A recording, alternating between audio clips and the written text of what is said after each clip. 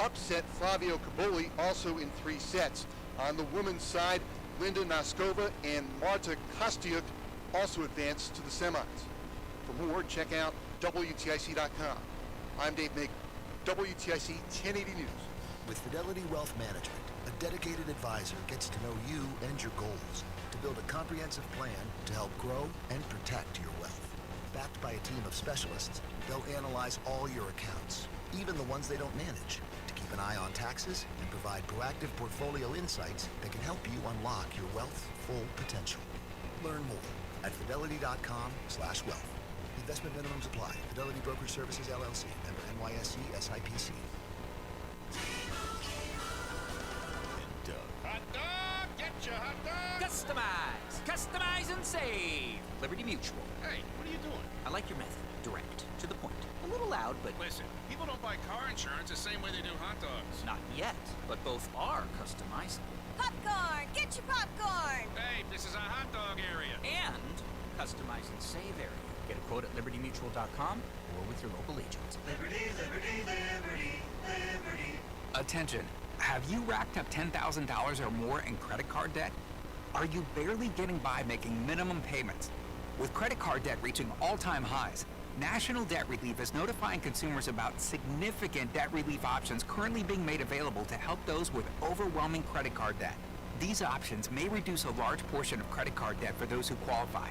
You don't need to declare bankruptcy or take out a consolidation loan, and you may only have to pay back a fraction of what you owe, even if you have bad credit. National Debt Relief has already reduced the credit card debt for more than 550,000 consumers, so don't wait. If you owe $10, $20, or even $100,000 in credit card debt, you can now take advantage of this financial debt relief as the cost of living continues to skyrocket. To check what debt reduction you may qualify for, call 800-358-6868. That's 800-358-6868.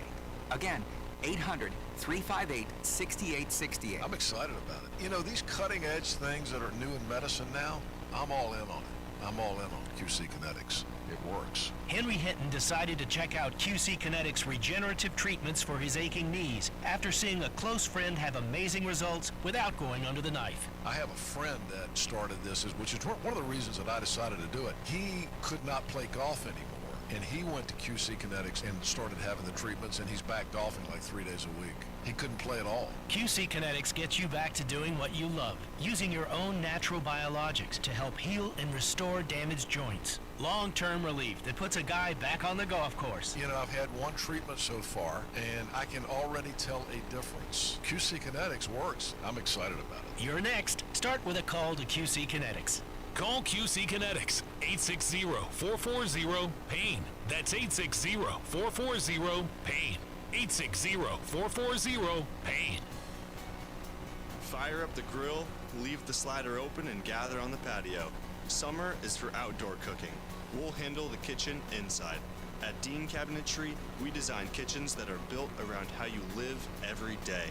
So when you step back in this fall, everything looks and flows just right. Because summer doesn't last forever, but a great kitchen does. Dean Cabinetry, your kitchen cabinet partners from start to finish. From the FIFA World Cup to competitive business environments, grand ambitions lead to game-changing achievements.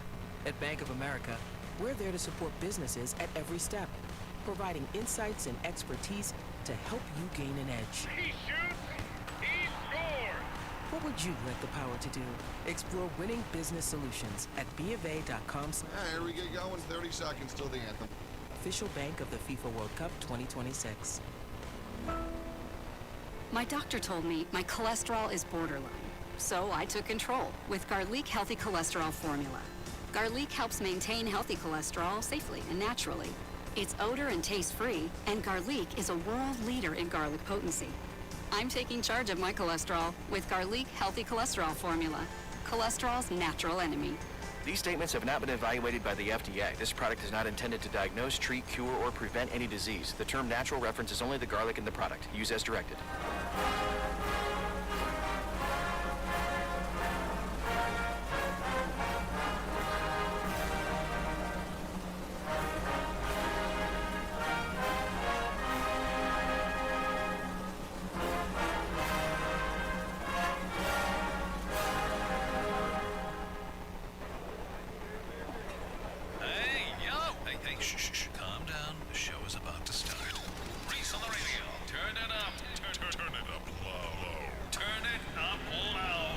dream come true. Reese is also Yo, let's get it. Due to the nature of this program, discretion does not exist. It's Reese on the radio, right now, on WTIC News Talk 1080.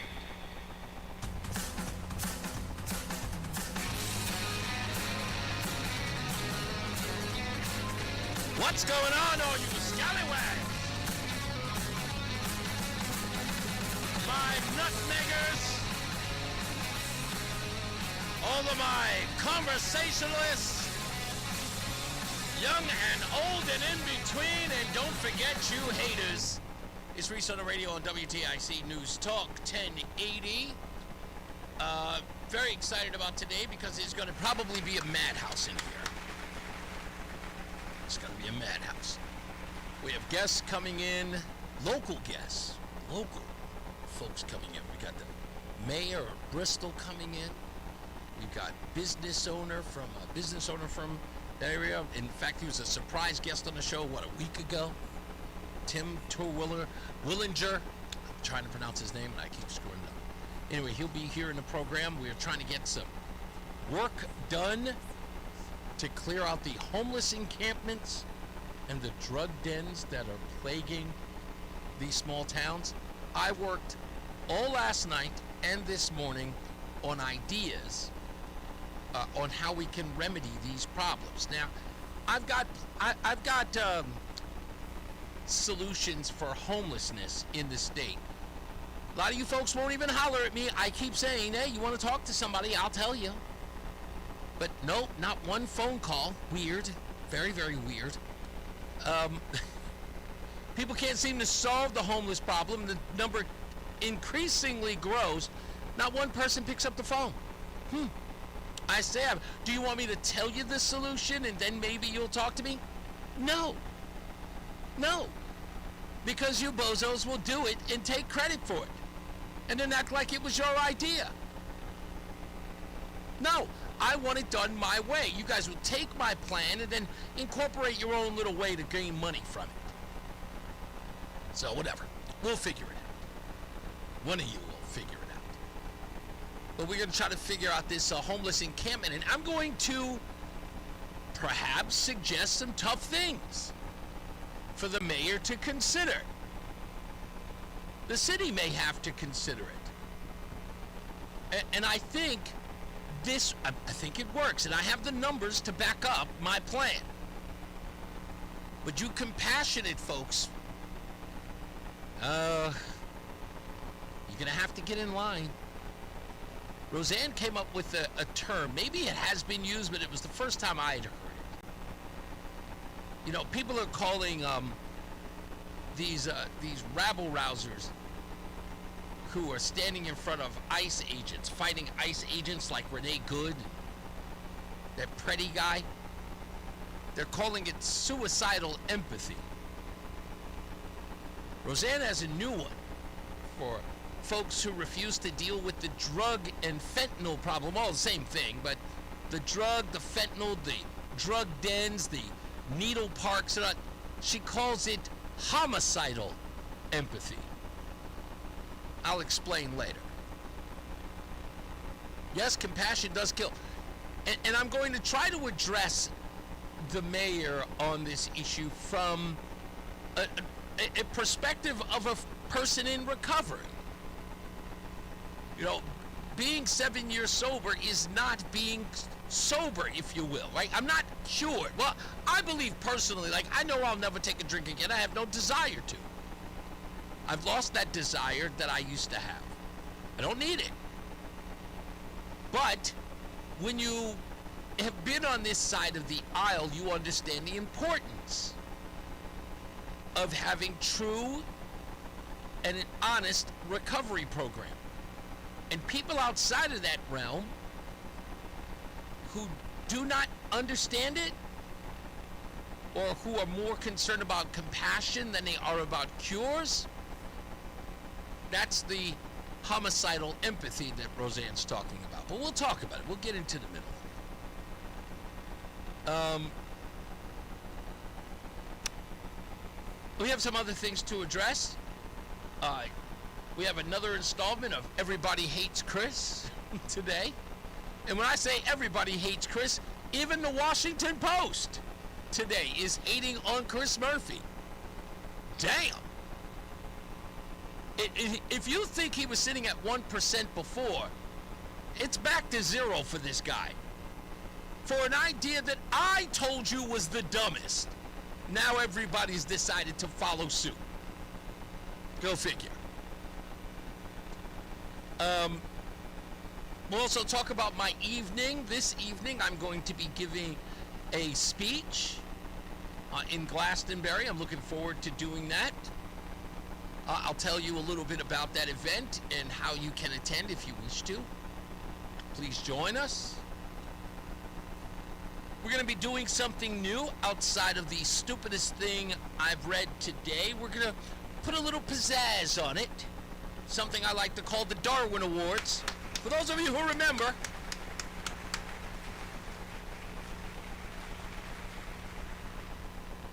we're going to do that as well today. But I want to begin by asking this question.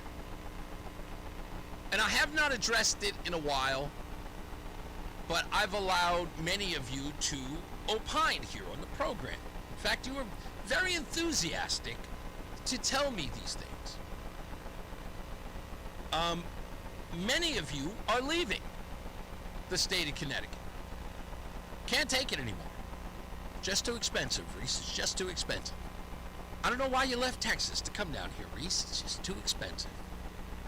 Politics, it's just too much. I just can't do it anymore. The Democrats, they run everything, and I can't take it anymore. I gotta go. Totally understand. And if you can, of course, leave. You got to. But before you go, I have a few questions. Just a few.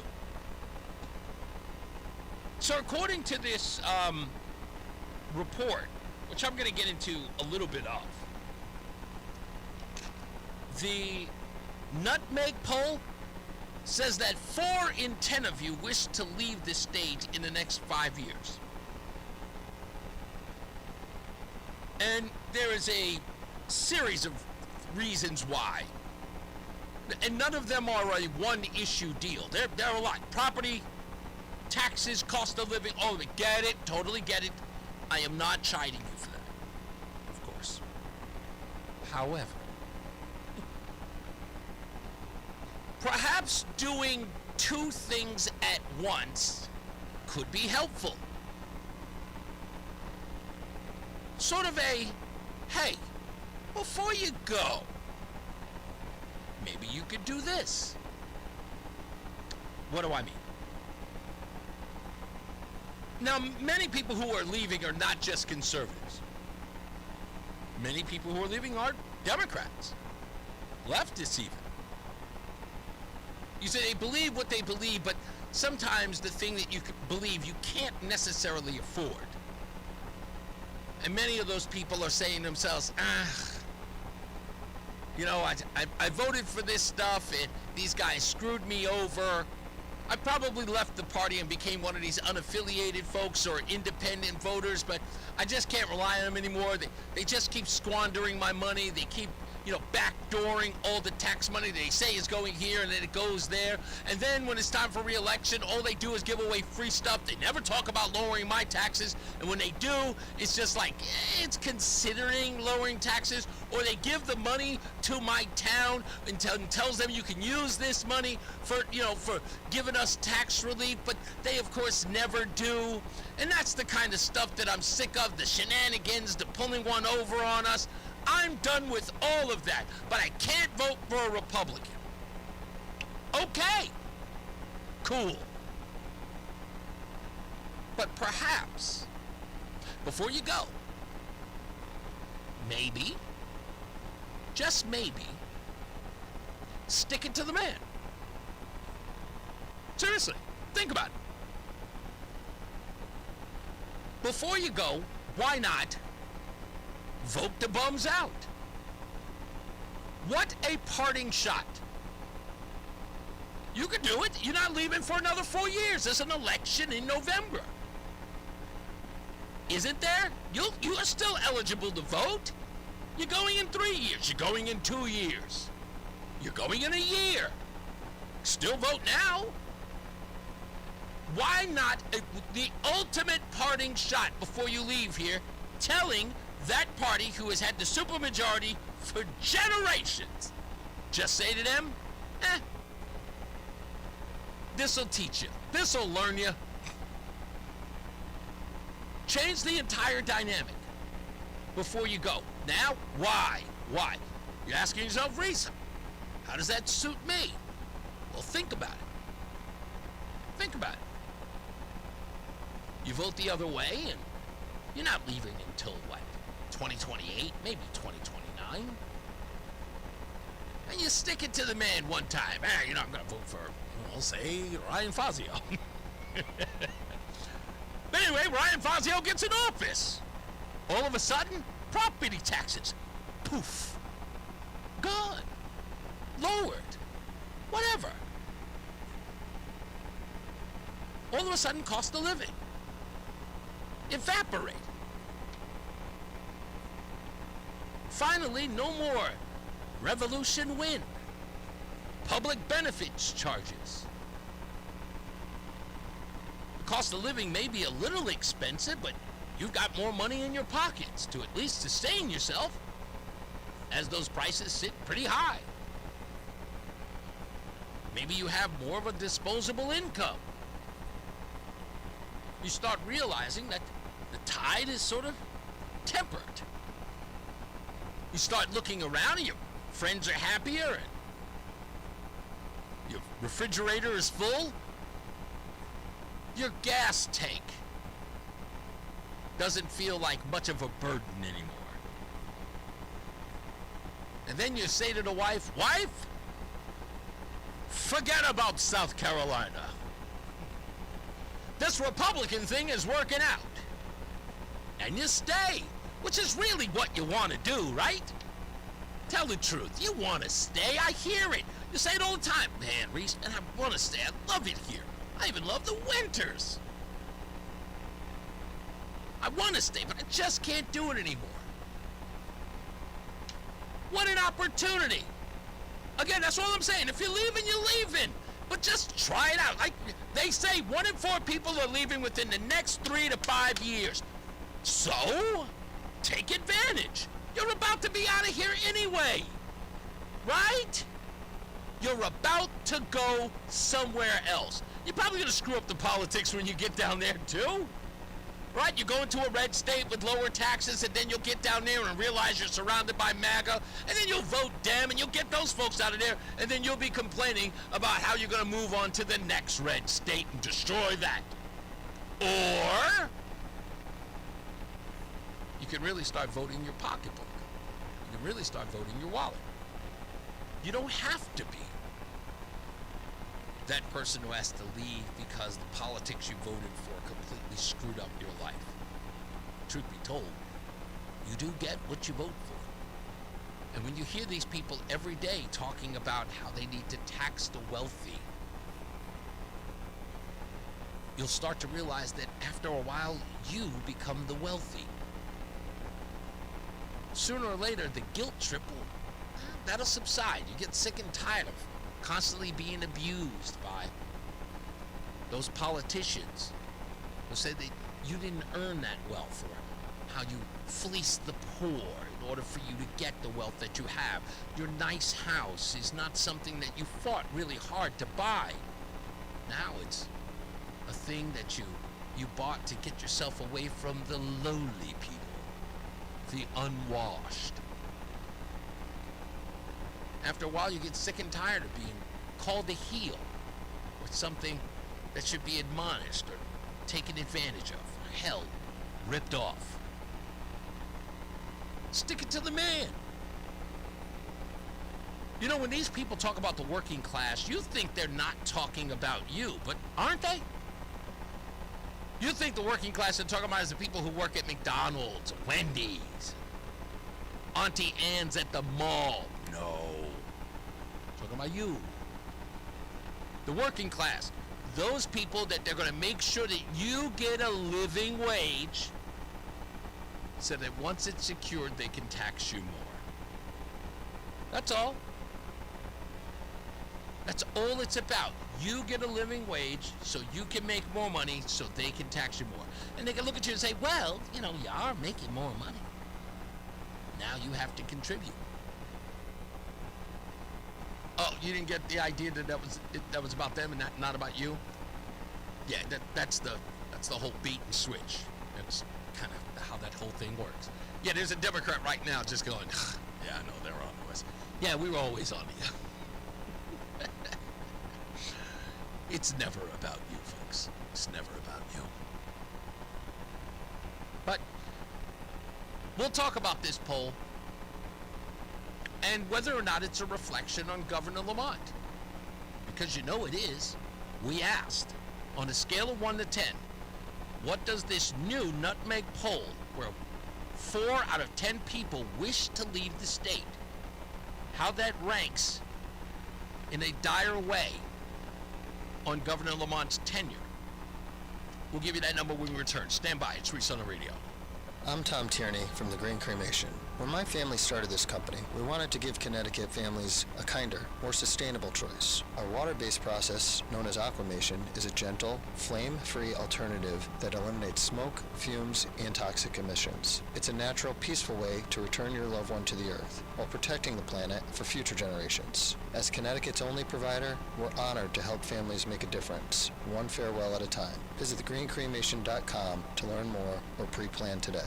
Time now for today's Spotlight on Money, sponsored by Audie and Hearing. Summer is here, and it's not too late to create a summer fun budget for the whole family. You know, have a family meeting, say that we want to allocate a certain amount of money, and you can tell the kids how much that is for summer fun. Financial planner Sherry Greco-Rikis says a fun budget also teaches the art of compromise. We can all have anything we want, not everything. Plus, you can get a jump on 2027. To set next year's as well. I'm Rob Hart. My name is Whitney Allen, and I'm a widow. My husband Ryan died. We never thought we'd ever have to use life insurance, but the unexpected happened. With Ethos, signing up was fast and 100% online. You can get a quote in seconds, apply in minutes, and get same-day coverage.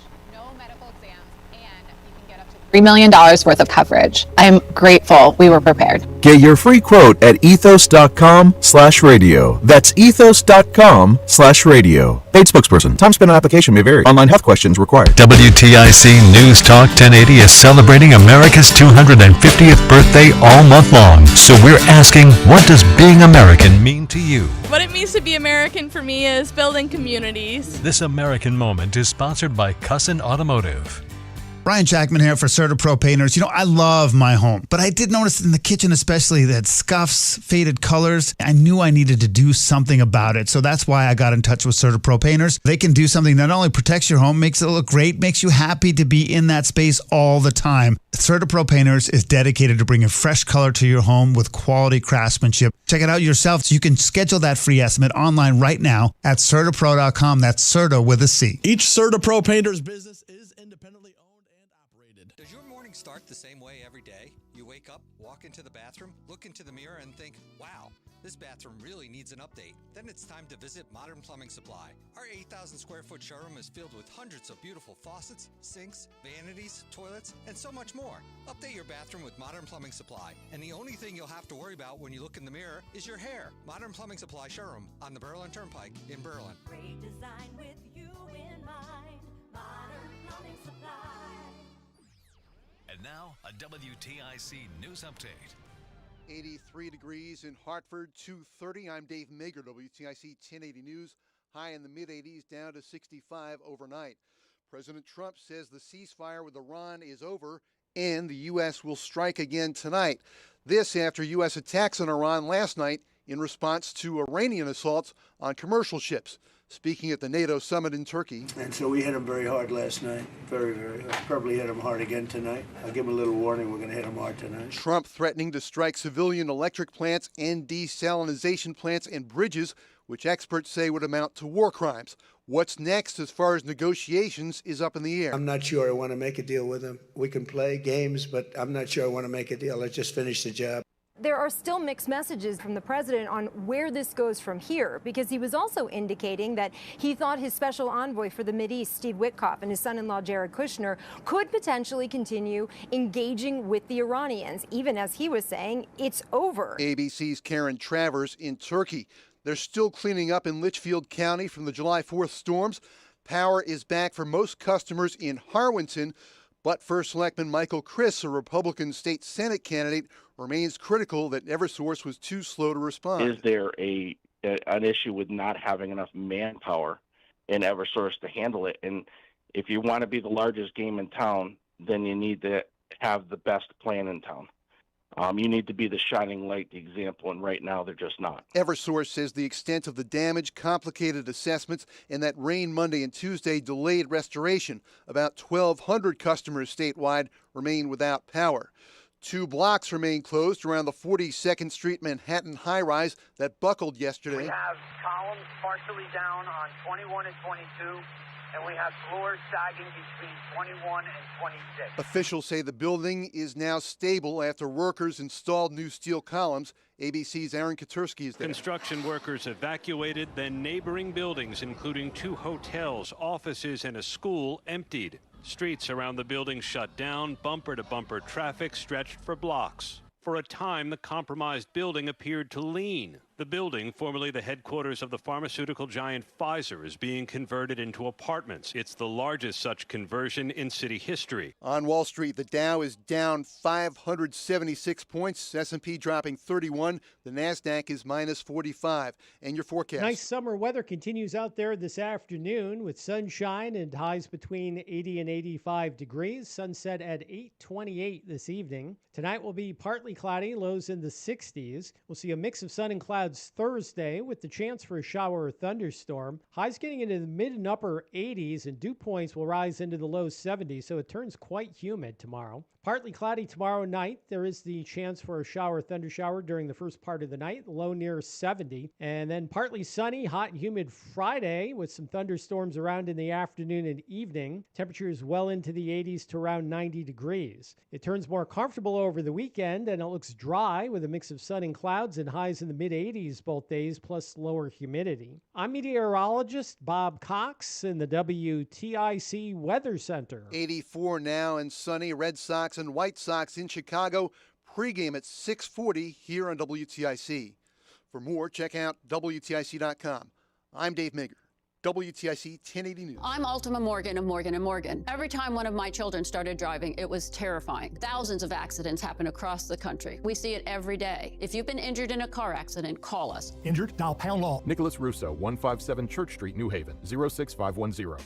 When you're hiring, have you ever felt like you're missing out on meeting great candidates? Well, they're not hard to find when you go to ZipRecruiter. ZipRecruiter helps 10 million people with their job search every day. People who are actively looking for jobs like yours. So it's easy to find the right person fast. 4 out of 5 employers who post on ZipRecruiter get a quality candidate within the first day. Try ZipRecruiter for free at ZipRecruiter.com/radio. That's ZipRecruiter.com/radio. HartfordLatinoFest.com presents the 11th Annual Hartford Latino Fest, Saturday, July 18th, noon until 7 at Duncan Park, downtown Hartford. This family event is free. You'll enjoy live Latin bands, dance schools, Latin food, drinks, and much more. For more info, call Luna at 860-983-5629 or go to HartfordLatinoFest.com. Latino Fest is proudly supported by the Hartford Yard Goats, Attorney Michael Chambers Jr., Hartford's Town and Clerk's Office, Liberty Bank, Connecticut, Kia of East Hartford, AARP Connecticut, and WTIC News Talk 1080. Let me tell you something about insurance. When you sign your insurance policy, for some brokers, that's the finish line. Handshake, commission, done. Then you may not hear from them again until it's time for renewal. But your business runs all year, so do the gaps and the risk. So go to Supersure.com. If your company has more than 25 employees, whether you're the owner, CFO, or HR manager, it can be too complex to just go buy a policy online. Supersure is the super agency built for you, licensed in every state for your business insurance and employee benefits, all with year-round support for you and your team. At Supersure.com, you can access tools like fine print facts. It'll translate your current policy into plain English so you see what's covered and what's not. Plus a business value calculator so you can estimate what your business is worth so you know what actually needs protecting. Go to supersure.com. One super agency, one powerful platform, all your policies in one place. Supersure.com. That's supersure.com. Paid for by Supersure Insurance Agency, LLC, a licensed insurance agency. Okay, we are running a car drive right now to help veterans all across America. So if you have an old car, truck, or van, even a motorcycle or an RV sitting around, you can right now give it away and help the vets. They really need your help. And your car will help support the vets and their families. And guess what? You even get a tax donation. Plus, we'll even come and pick up your car for free. And all you've got to do is pick up your phone right now and make a free call. Now is the perfect time to do something good for the vets. Give back to the vets right now for all they've done for this country. And your old car can really help them. So call the Veterans Car Donation Program right now for free pickup of your vehicle. Help the vets and help your taxes at the same time. Call right now. 800-883-3024. 800-883-3024. 800-883-3024. That's 800-883-3024. Hi, I'm Jerry Puya from Between Rounds Bakery Sandwich Cafe. Folks, this is huge. We want to be your go-to place for breakfast, lunch, and of course, bagels. For 10 weeks this summer, starting June 29th and ending September 4th, at participating locations, we are offering such aggressive savings deals at Between Rounds that you will want to change your morning or afternoon routine. Examples are 50% off frozen drinks, free breakfast sandwiches, free hot coffee, free iced coffee, free fountain soda, free bagels, discounted cold brew, and more. If you have never been to a Between Rounds Bakery Sandwich Cafe, then come try us out. Deals change Monday through Friday and are posted in the store. Visit our website for details. Between Rounds Bakery Sandwich Cafe with locations in Vernon, Manchester, South Windsor, East Windsor, and Tolland. We'd love to see you. Visit BetweenRoundsBagels.com for franchise information and to order online. Bagel Deli and Bakery. Between rounds. Between rounds. Between rounds. Between rounds. Patrick was way behind on his IRS taxes. I was in way over my head. The total amount ended up being somewhere just over $30,000. $30,000. Then the IRS came to collect. Started getting letter after letter. A lien had been filed against me. They were going to basically hang me completely out to dry. He had to do something. That's when I reached out to Optima Tax Relief. Patrick's life quickly got a lot easier. It was very easy, pretty much hands off. They picked up the ball and ran with it. And how'd it go? I couldn't believe it. I had to ask 2 or 3 times. I saved an incredible amount of money. How does Patrick feel about Optima? Couldn't be happier. They definitely helped me. Optima Tax Relief, the best place to call. They're the best in the business. Do what Patrick did and call Optima Tax Relief for a free consultation. Call 800-354-2840. 800-354-2840. 800-354-2840. Optima Tax Relief. Testimonial from an actual client. Some restrictions apply. For complete details, please visit OptimaTaxRelief.com. WTIC News Talk 1080, because local has never been more important. I keep trying to tell them. It's Reese on the radio, WTIC News Talk 1080. I began the show by talking about a poll came out the University of New Hampshire Survey Center, the Nutmeg State Poll. They've been very, very active over the last couple of months. And they say that 4 in 10 Connecticut residents are likely to leave within 5 years, and even more want to move, driven primarily by high housing cost, overall cost of living, and taxes. Higher outbound pressure than other New England states surveyed this month, even as the majority still rate the state positively as a place to live. Now, again, I don't want to seem like I'm some weirdo that when I see things, I'm looking at it from some weird, perspective, and I'm looking through the prism and I see the light in a different angle refracting. And no, I look at this and my brain says, if you want to stay, if it's positive, there's only one thing you can do. You have to change the politics here. You just do. You view the state positively. You say it's going to hell in a handbasket. So what are you going to do? And I'm talking to the left, too. I'm talking to you. You have to. You don't want the Republicans in charge. Why? And get all the ridiculous stuff out of the way, okay? I promise you, no gays will die, okay? I'm just saying. Apparently, I have to explain that to some bozos, all right? I promise you, black people, you will not be slaves in the state of Connecticut, okay? No matter what you've heard about Republicans, we are not itching to call you Toby, okay? You're fine. Chill out. Anybody else got an issue? The only thing we want to do is to save the state in a fiscal way. That's it, okay? Free to be you and me. You be as gay as you want. Be as transgender as you want. Wear 19-inch heels in a tutu. We don't care. We applaud you. We just want to get the taxes down. That's it. Imagine how cheap the high heel shoes and the tutus will be once you give us an opportunity to be in charge. You understand? Even you will be saying, man, these shoes are cheap. That's all I'm saying. Just think about it. You don't have to go. You just change the politics. This is all logic. All of it makes sense. Why do you keep voting for this stuff? Why? Because you want to make it, you want to subsidize the lifestyles of everybody else, right, who can't get a job? Think about this, okay? Hear me out. Hear me out. Everybody can get a job if more businesses come. Right? We maybe get rid of a couple of crazy regulations about, having a business in the state, right? We allow those companies to come in, and with more people with disposable incomes, we can revitalize the malls. Have you been to the Meriden Mall? Man, let me tell you, if I can, I was so saddened by that mall. Walking through it, all hollow and echoey. I'll admit the acoustics are banging, but it was so sad. It was sad. I didn't like walking through there, seeing all the empty stores. Do you know who that place was run by? Mall walkers. It was crawling with them.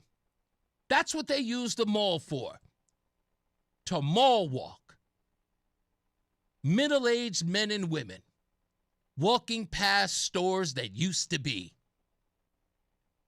Do you know what it's like for a middle-aged woman to walk through the mall and have nothing to buy? It's depressing. It's depressing to witness. My wife went down there and saw TJ Maxx, and she had a mixture of joy and sadness because everything was on clearance. But that was only because they were closing in 2 weeks. It was depressing. I remember my wife saying to me, and she got me caught up there. She did. She said, "Can I buy this little table?" And I went, no, we're not buying that table. No, absolutely not. I said, "Look, I don't want to have to carry that table through the whole mall and the car's on the other side over by the furniture plot. No. Not going to get that table. You know what? We'll come by next week and we'll get it." And she says, "But they won't be here next week." Which, of course, meant that I had a decision. I was going to buy it. So where'd you put the table? No, I said no. I had to break her heart. No, can't have the table. No. But then it's so funny. We forgot 2 weeks later. We went to that. What's that name of that store there? Boscov's? Boscov's. Yes. Matt's a fan of that store. Is he? Matt loves that place? store. Oh, yes. yeah. I call it the Russian JCPenney. Pretty much, yes. It's got a Russian name. We went there. We went back there, and we saw the TJ Maxx store, and we went to hey, let's walk over to TJ. Oh, yeah. That's their God. Dear God. Yeah, so I mean, I love that That's mall. all you heard in TJ Maxx. That's it. Crickets. That's all you're gonna hear. I grew up in that mall. You did? I loved that mall back in the day. Oh, and it's so nice. They got pickleball in there now. They have pickleball. They have pickleball in the mall. In the mall. It's absolutely horrible. They had a good food court back. That was one of the because West Farms doesn't really have a food court. Yes, Meriden right. had the food court.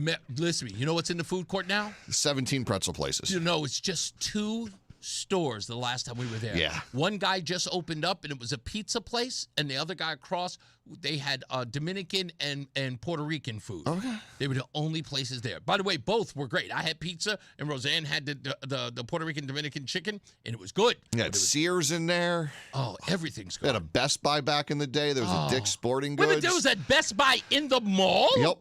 Oh, there's no way. Yeah. You never get a Best Buy in the mall. Yeah. That mall was amazing back in the day. I bet you it was, but again, it was just sad. Yes. It is. But imagine, folks, we could save all of that if you just don't go. Just change the politics. Give it one run. It's 4 years.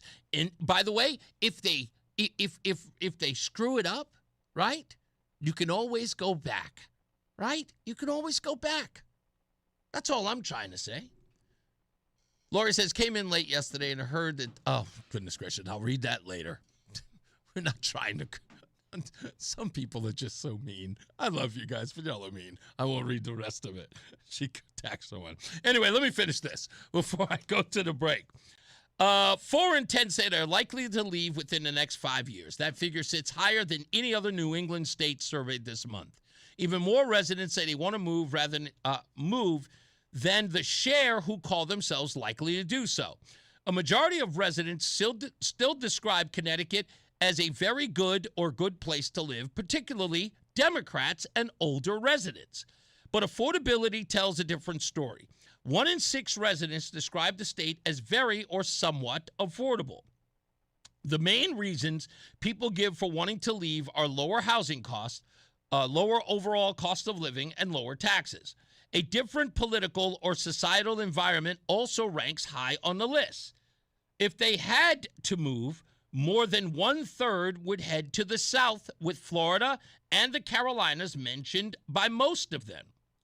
3 in 10 would move to another state in New England. That's crazy. The poll captures a clear split between how many people feel about Connecticut in general and how they feel about the price tag. The poll measures revealed preference, not abstract satisfaction. I'm reading this horribly. And the gap between the two is the real story. A majority rating the state good or very good get headlines, but the 40% who are likely to want to leave within 5 years reveals what actually drives behavior when costs bite. Connecticut's tax structure and housing market are the dominant factors. Property taxes rank among the highest in the country in many towns.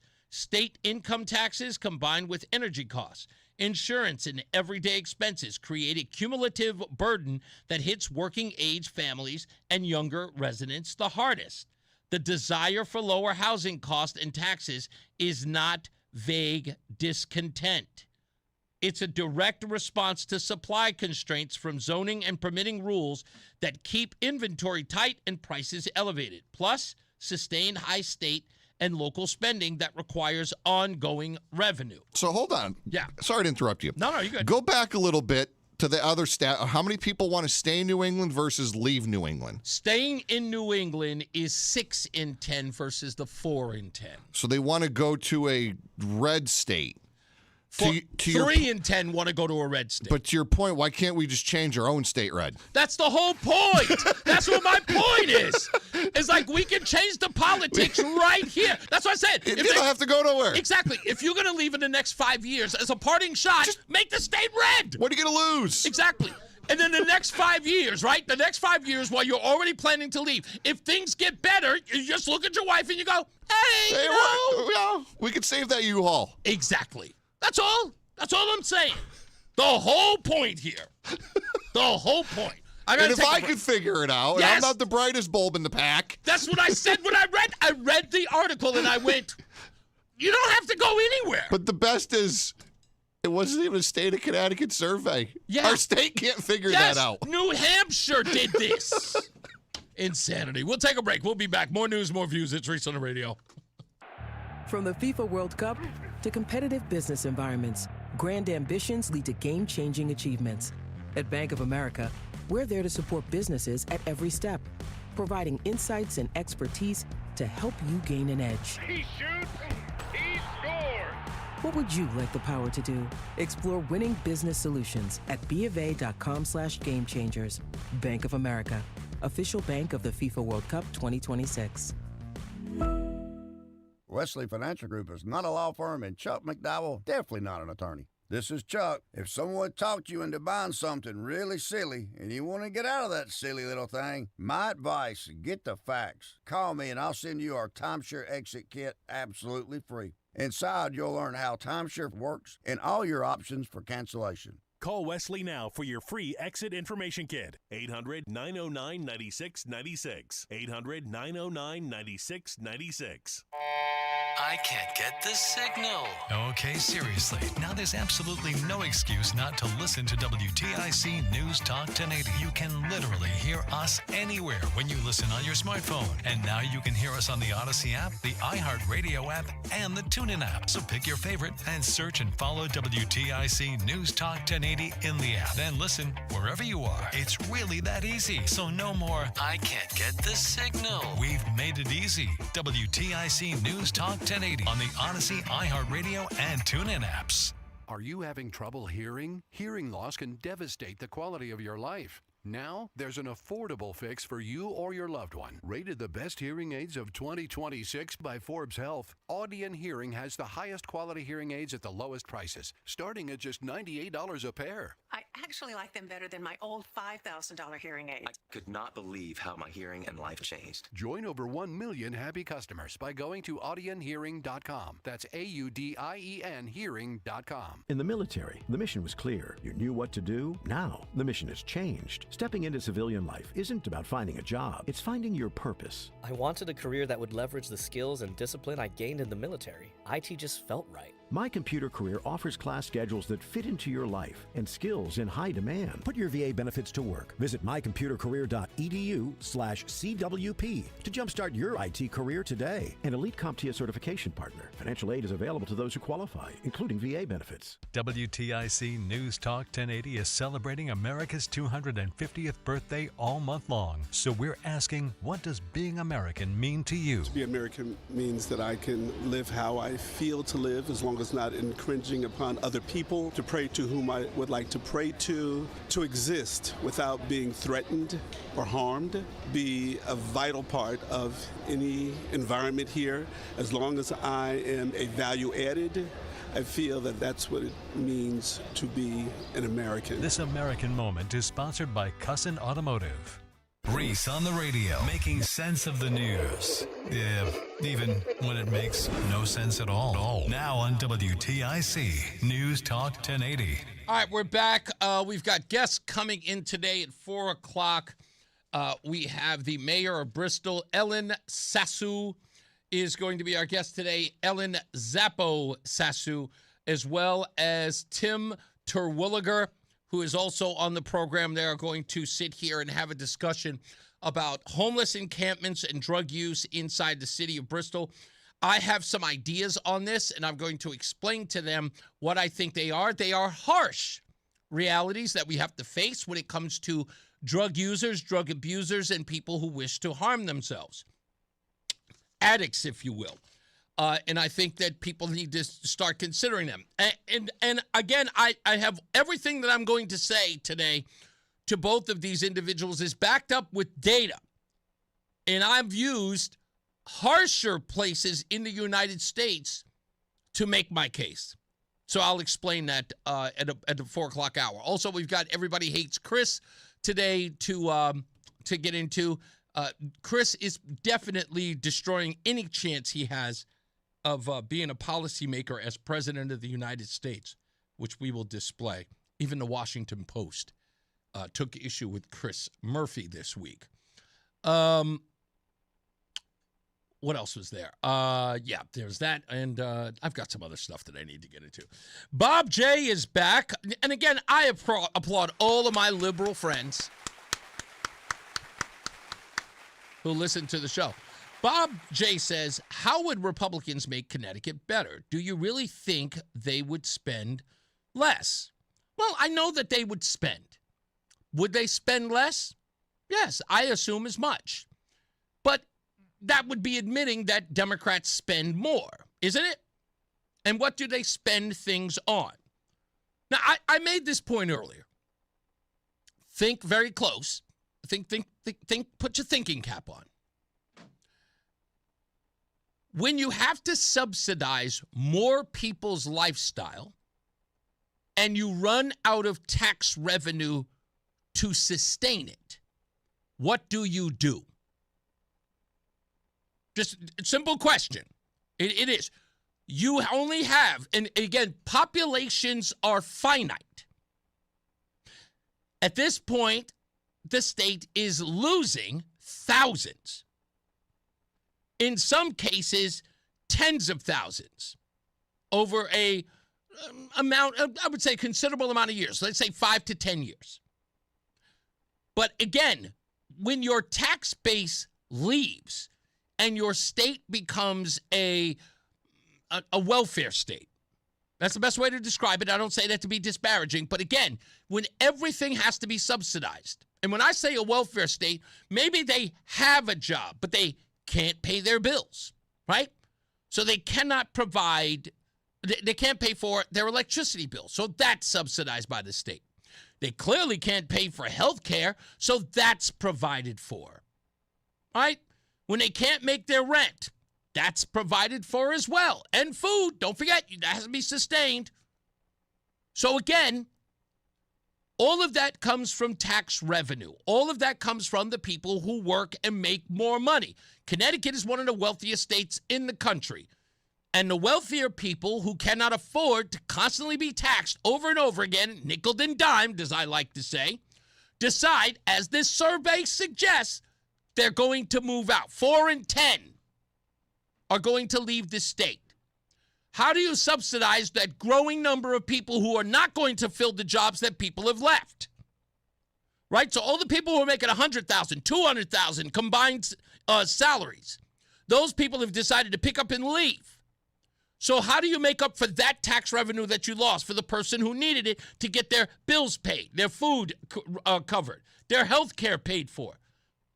If you can't get it from the federal government, you have to get it from the local tax base. You can no longer be the government's funding. In essence, you might as well be a third world country.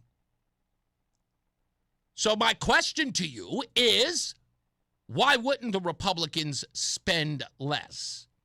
Now, you would probably say, yes, but if they spend less, that means they're going to spend less where they spend the most now. And that's on the people who need it most.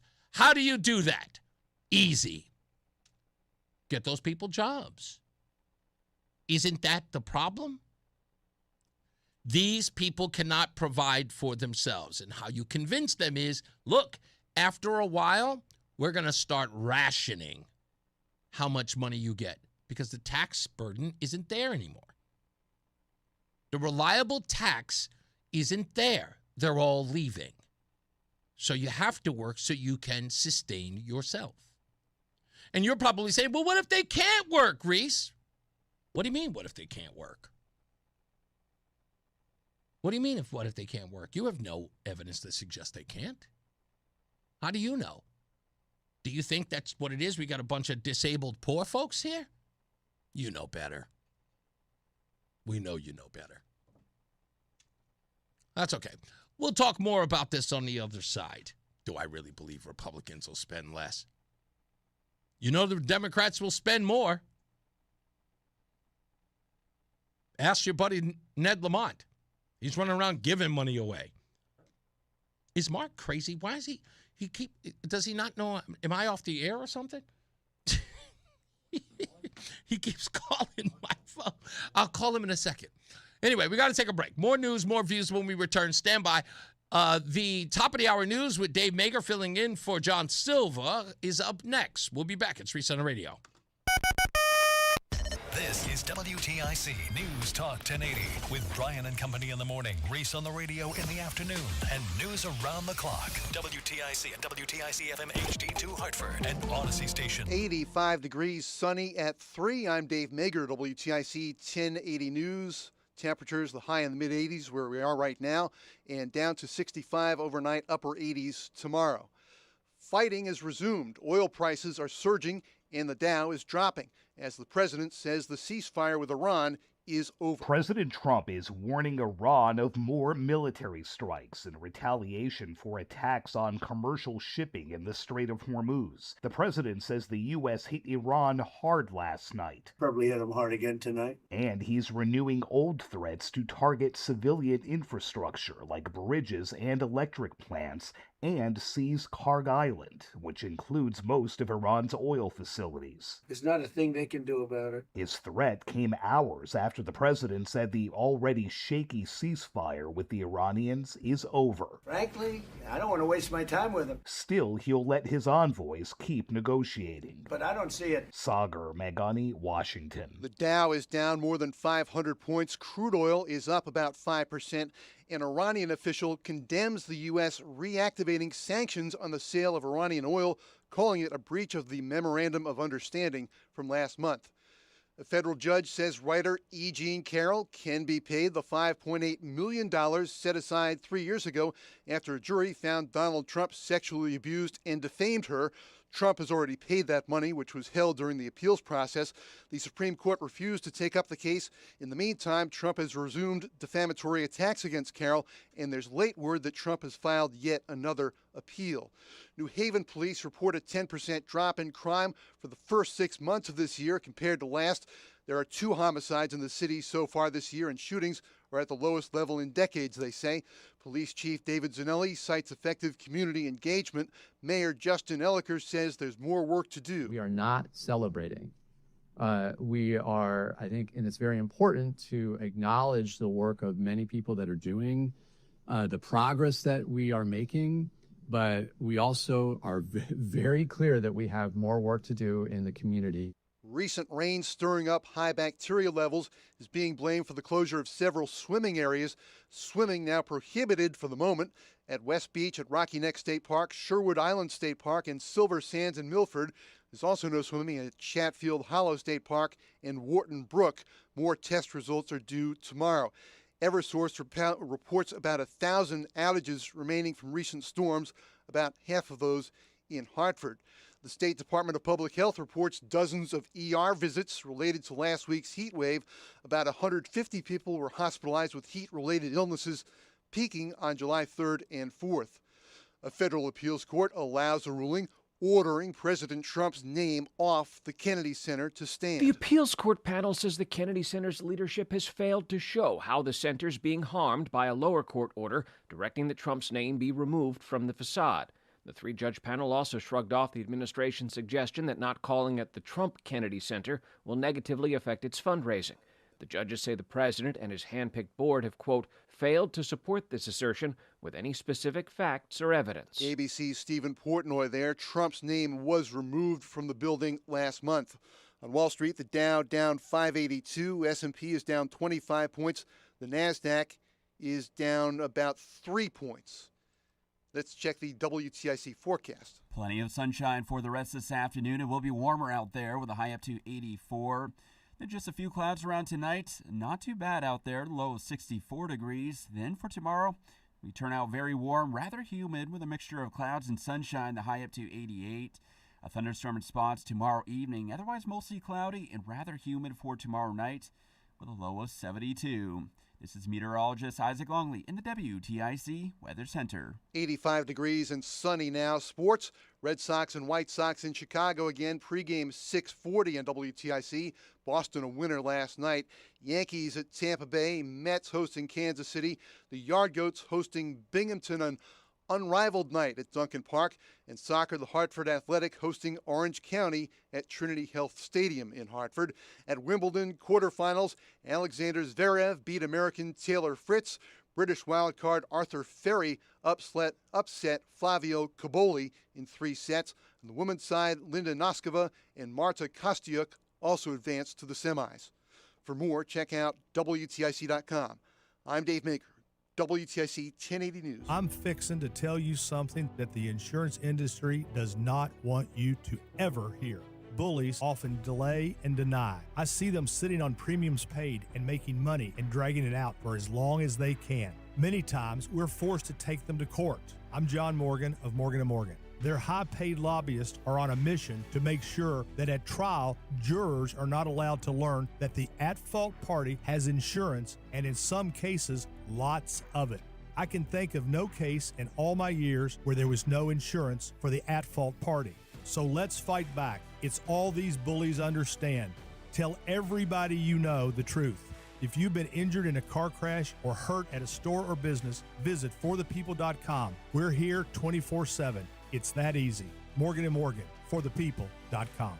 Nicholas Russo, 157 Church Street, New Haven, 06510. Brian Jackman here for CertaPro Painters. I don't know about you, but for me, I want to be able to trust the people that do work on my house. That's why CertaPro Painters could be perfect for you. They get the job done right because they take pride in what they do. And by the way, the painting is professional and all of it at the right price. When you choose CertaPro Painters, you're not just hiring a service, you're partnering with a local professional with over 70,000 five-star reviews. So schedule your free estimate today online at CertaPro.com. That's Certa with a C. Each CertaPro Painters business is independently owned and operated. Man, I love this place. I've been surfing here since I was a kid. Now, seeing my grandson out on the water, it means everything to me. Watching him and taking in the blue waves, the sea breeze, the blurry horizon. If you have geographic atrophy, or GA, subtle changes in vision could mean it's progressing toward irreversible vision loss. Izervay is proven to slow GA progression and could help preserve your vision for longer, so you may keep seeing the world around you. Izervay, or avacincaptad pegol, is an eye injection. Don't take it if you have an infection or active swelling in or around your eye. Izervay can cause eye infection, retinal detachment, or increased risk of wet AMD. Izervay may cause blood in the white of the eye, blurred vision, or a temporary increase in eye pressure. Do not drive or use machinery until vision has recovered after an eye injection or exam. Ask your retina specialist how you can slow your GA with Izervay. To learn more, call 1-855-IZERVAY or go to izervay.com. Paid for by Astellas Pharma. Are you looking for a podcast about pro football that doesn't put you to sleep with an avalanche of analytics or insult your fandom with brainless hot takes? Well, hi. I'm Dan Hansis. And I'm Mark Sessler. Oh, hi, Mark. And we're the hosts of Heed the Call, the NFL podcast you've been waiting your whole life for. Heed the Call covers every game, every storyline, everything that matters, and we do it all with a touch of mirth. Football is fun. Why shouldn't your football podcast be the same? Follow and listen to Heed the Call NFL podcast wherever you get your podcast. Oh, hold still. This is only going to hurt a little. It's Reese on the radio on NewsTalk 1080 WTIC. Yeah, so this idea that Democrats don't spend a lot of money to subsidize people's lifestyle. Like, if you don't know that, you're not a real Democrat. Like, do you not understand, like, the reason why Democrats have been so reluctant to push away the socialists in their party? If you're trying to understand, like, what the big tug of war is, like, for the essence of the party, it's because of what socialists stand for.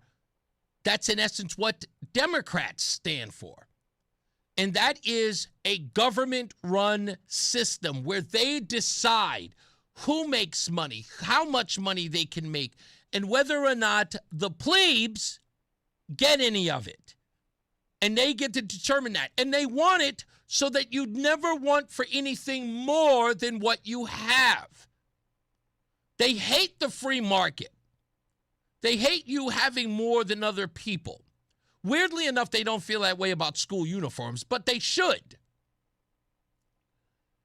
They really believe that they can be the arbiter of your life. You shouldn't have to. Remember when Barack Obama said a famous line about, you shouldn't be dreaming about the corner office? Like, that's always been our dream. I don't know one person who didn't work downtown or work in Manhattan growing up who didn't say, man, it'd be nice to have that view. I remember every film where the lowly mailroom guy got moved up the ladder because of his great innovative idea. And he's given the office, he's some, regular schmo. who's always worked really hard. His dad is a beer-drinking Bears fan or something, you know? And this kid's always been scrappy and inventive, and finally some CEO recognizes his talent and says, hey, kid, come on upstairs to the boardroom. And then he comes up with great ideas, and it pays off. And then they say, you know, we're going to make you a partner. And then they open up the doors, and he's got a secretary, and they see the window, and it's looking over the city. That's been us. That's the reason why it's always been the thing. Then these other people walk around, start telling us, nah, forget that. We just want affordable. Everybody gets a Prius. Why do we have to have a Jaguar? Why can't we just have a 4-cylinder lawnmower? Drive around in that smart car that looks like Optimus Prime's pinky toe. A little itty-bitty car that looks like in order to drive it up a hill, you have to pull it backwards with your hand. Like a Hot Wheel. That's what that whole thing is about. You talk this nonsense about, like, you don't get that your party is the tax and spend party? Every Democrat knows this one thing. When I say Democrat, I'm even talking about like the ground level denunt who calls himself a Democrat. When you ask them why, what do they say? Because the Democrats are for the poor. And I saw this video the other day. It's two young black men talking to each other. One clearly conservative, the other one clearly Democrat. And the Republican says to the Democrat, he says, why are you for the Democrats? He says, well, because the Democrats are for the poor. And the Republican takes that logic and runs with it. I love the kid because he sounded like me. He looked at me and said, yeah, so it would probably be fair to say that the Democrats don't want you to be rich, right? And he's like, I don't understand. Well, you said they're the party of the poor. That means that once you get wealthy, you're of no use to them. They don't try to get your vote. The objective is to keep you poor in perpetuity so that you always need them. If Republicans are the party of the wealthy, they're going to only vote for those who are going to maintain their wealth, right? Then the same should work for Democrats who care about the poor. They're never going to legislate you into prosperity. That's not their thing. They think prosperity is evil. And most ground level Democrats think money is evil anyway, don't they? Ask one. They'll tell you all day, every day that money is the root of all evil. They'll tell you horrible stories about people who have obtained wealth and how they've been jinxed or cursed. Once you get all that money, because remember Biggie Smalls used to say all that, more money, more problems. Yeah, you're right. More money to solve them problems. That's the way I look at it. No, there's no such thing as more money, more problems. Now, if you're the type of person that has more money and you decide you want to be the MC Hammer of it all and start giving it to everybody else until you're broke, yes, more problems. The problems are the people who start begging. Haven't produced anything, but they want a chunk of your change. That's the problem. But I digress here. Don't tell me this nonsense about how Republicans are going to spend more money. What are they going to spend it on? What are state legislators going to spend more of your money on? I'd love to hear it. The objective is to grow business in the area. Why would you grow business? So that you can hire people, right? It's the fundamental. You know what I found interesting about that whole Sassu story in West Hartford? You know, the guy that was picked up by ICE and then eventually dropped off. He's finally released. Do you know what I found interesting from every one of the Democrats talking? You know what they said about him? He came to America started businesses and employed people. Wow, look at that. Democrats praising capitalism. An illegal came into the country to open up businesses, to hire folks, and to get them jobs. Miraculous. How all of a sudden that's a good thing. I hope Sale doesn't start opening more businesses and then decides to become a billionaire. I'm pretty sure that the progressives, guy like John Larson, will say, no, he's here making billions of dollars. He's an animal. He's a tyrant. Look at that, how amazing this guy is for hiring folks. If you don't understand that Democrats spend money because that's who they are and that's pretty much their policy. How can I take more from people who have already gained? How can I take more from people who are the producers? And how can I give those to the people who I do not want? And this is true. Ask them.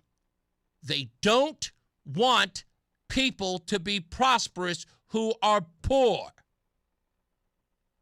Because what happens when you make more money? Come on. What happens? Let me give you a scenario. This is a real simple one. So when I was in Hollis, Queens, when we were growing up, every guy in the hood who didn't have two nickels to rub together would tell us Economics 101. I was always fascinated by bums who knew everything about the economy. But what they always talked about is what they would do if they got $1 million. Well, if I had $1 million, I'd invest it. Do you understand what the definition of that is? And I'm talking to the average schmo out there who's just learning about politics or may have just heard about my show. You've heard it. I'm talking to you in the hood, Waterbury, New Haven, Bridgeport, any one of you. Listen to the sound of my voice. They tell you, invest your money. Why? So you can provide wealth for your next generation, right? These things that they're talking about, investing your money, is called protecting your money. Now, why would you ever protect your money if you were to get $1 million? I don't care how you get it, drug dealing, the lotto, who cares? They tell you protect your money by investing it. Why? And why do they tell you to protect it? Because your money should be working for you so that your money can do what? Can grow. And if your money grows, there's more money you can give to your children. You have 2 children, you give them more. You have 3 children, maybe a little less, but definitely some more. You make your money work harder than you. Well, that's funny that that's the economic advice that they give to the average schmo who doesn't have 2 nickels to rub together. And then failed to realize that's exactly what billionaires do. Protect their money and make it work for them. So every poor person in the hood who sneers at a billionaire or a trillionaire knows damn well if they would ever win the lotto, they would do the same thing that they were doing. It's funny, they said the same thing about LeBron. When LeBron got his son on the Lakers, they were like, you damn right, LeBron, you do that because that's what the white man would do. Yes, it's always what the white man would do that you would do. And then you sneer at people for doing what they do while you follow suit. It's funny how all of these people, when they do get $1 million when they win the lotto, or hell, when they win $500,000, I never hear them say, what are you going to do with the money? And their response be, I'm going to give it to the soup kitchen. I'm going to give everybody in the neighborhood a pair of Jordans. No. No. No. You are going to hoard that money like you are Scrooge McDuck, and you know it. So spare me that nonsense, okay? You guys talk a good game when you got no money. Broke Negroes talk all the game. They do. I love it when they talk the game. They're funny. I laugh at them. That's how you know they're broke. Pipe dreams of what they would do if they won $1 million. Let $1 million cross their path. I promise you, you won't even see them again. Getting the hell out of the hood. Get me out of here. I no longer smoke Newports. I smoke Marlboro Lights. They would never. Exactly. All of a sudden, out of nowhere, everything about them changed. No, I'm afraid, Daquan, I cannot hang out with you at the club. No, I'm going to learn some golf. Chad's coming to pick me up.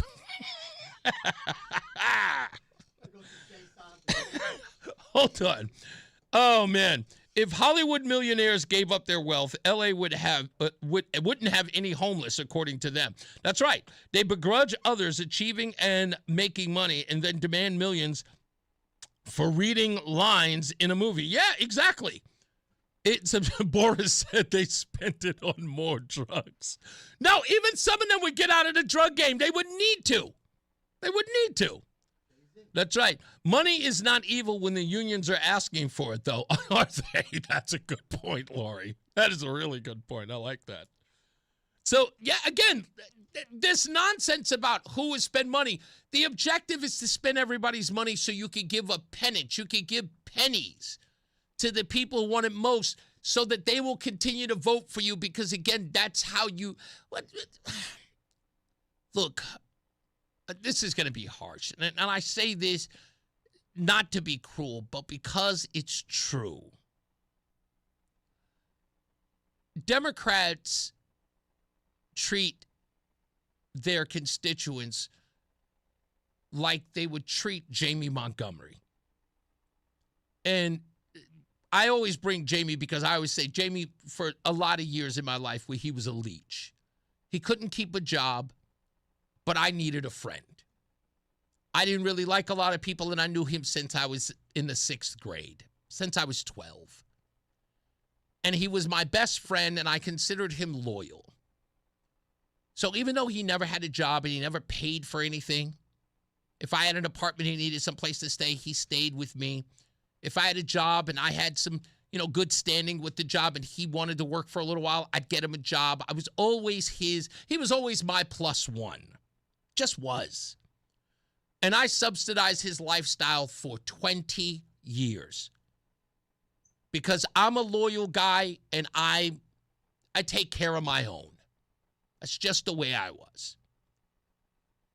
But because I was always footing the bill, because I was always providing, because I never said no, Jamie stuck around. He never once felt guilty about how much money I spent on him. He never once felt guilty about how much I spent on us going out and hanging out, meeting girls, buying drinks at the bar. He was right there. He was my road dog. He was my wingman. And to just have him there, I paid for it. So it's, in essence, it's just like the Democrat Party. They're going to keep giving you stuff and you'll never leave. And they'll never get rid of you as long as you're there to leech.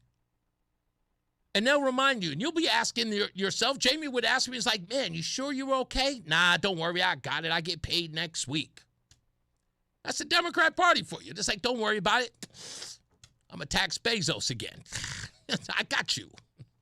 That's all it is every day. And you're never going to go because, remember, you never pay for anything. And boy, doesn't it feel good to never pay for anything? Doesn't it? How many times have you... It's great. Some people have an attitude where you go in and you get a cup of coffee and the guy looks at you at the counter, behind the counter, he says, you know what, you're here every day, buddy. That one's on the house. And you always feel great. It's like, oh, really? You almost feel a little guilty. It was like, thank you, man. Can I at least tip you? There's that guy. And then there's the guy who's like, hey, buddy, you know what? You come here often enough. Take that coffee. I was wondering when you was going to give me one for free. There's that guy. Democrats' constituents of the latter. I was wondering when you was going to give me my free stuff. Damn, what took you so long? I hate to say it, dude, but that's the way it is. It's just the way it is. Because guess what? Sometimes people are bums.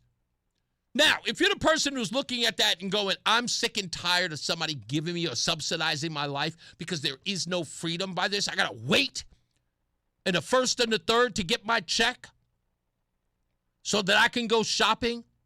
I got to wait until I get my welfare check. I can see how much I'm getting or when I'm getting to make a decision on what I'm going to do with my day or my weekend. Am I going to be able to take the kids here, there, or there? Am I going to be able to buy them birthday gifts? Am I going to be able to buy them Christmas gifts? And it is all reliant on some mysterious government official sending you a check?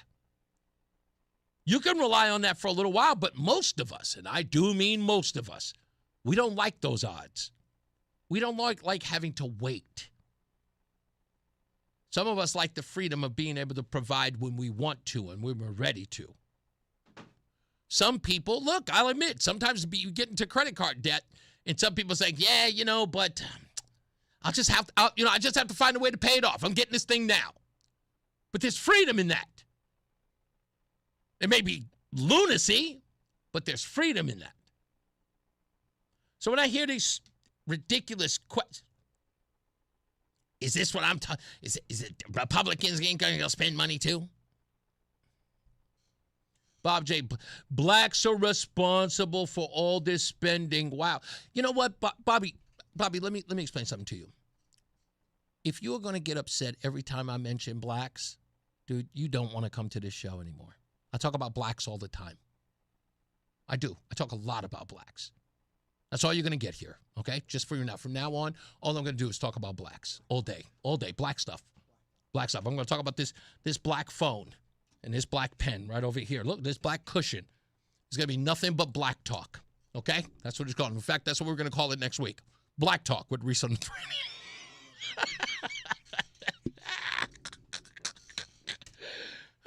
Anyway, we'll be back. Stick around. There's more news and more views. It's Reese on the radio. Let's be honest, joint pain is awful when you're the one dealing with it, but it doesn't just affect you. What about your loved ones who want to do things with you or relying on you?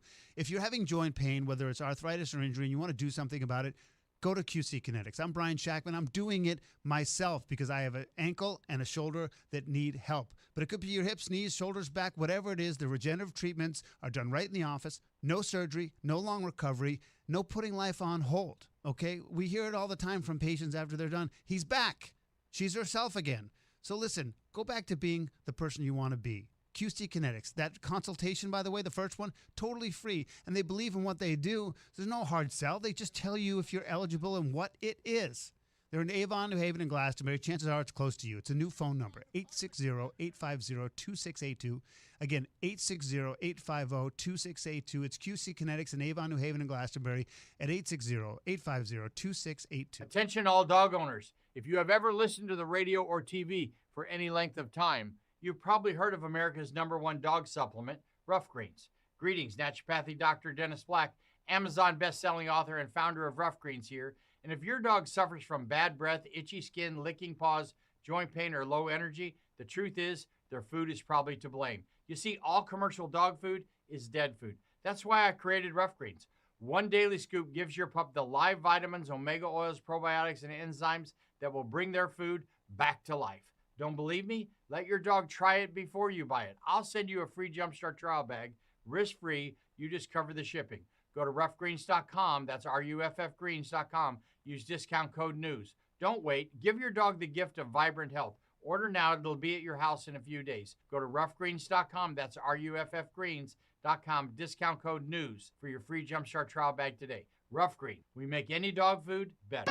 HartfordLatinoFest.com presents the 11th annual Hartford Latino Fest, Saturday, July 18th, noon until 7 at Duncan Park, downtown Hartford. This family event is free. You'll enjoy live Latin bands, dance schools, Latin food, drinks, and much more. For more info, call Luna at 860-983-5629 or go to HartfordLatinoFest.com. Latino Fest is proudly supported by the Hartford Yard Goats, Attorney Michael Chambers Jr., Hartford's Town and Clerk's Office, Liberty Bank, Connecticut, Kia of East Hartford, AARP Connecticut, and WTIC News Talk 1080.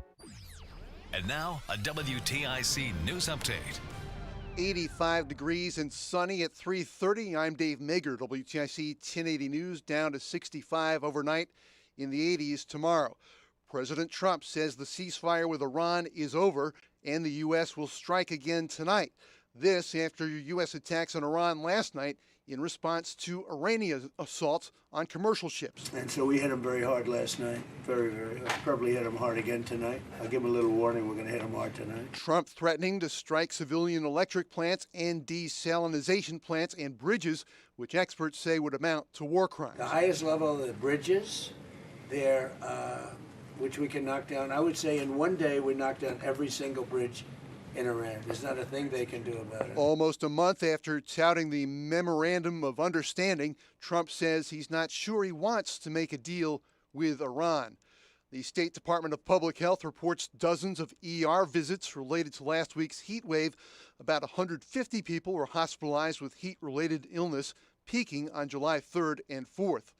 4 buildings near the 42nd Street Manhattan high-rise that buckled yesterday remain under evacuation. Officials say that building has been stabilized. ABC's Aaron Katursky is there. Overnight, workmen installed new steel columns and expressed confidence the building is no longer at risk of imminent collapse, but it is not yet fully stable. Once it is, they'll determine how those columns failed and a long-term fix. 2 blocks remain closed. Mayor Zoran Mamdani says there's been no additional movement in the structure since yesterday morning.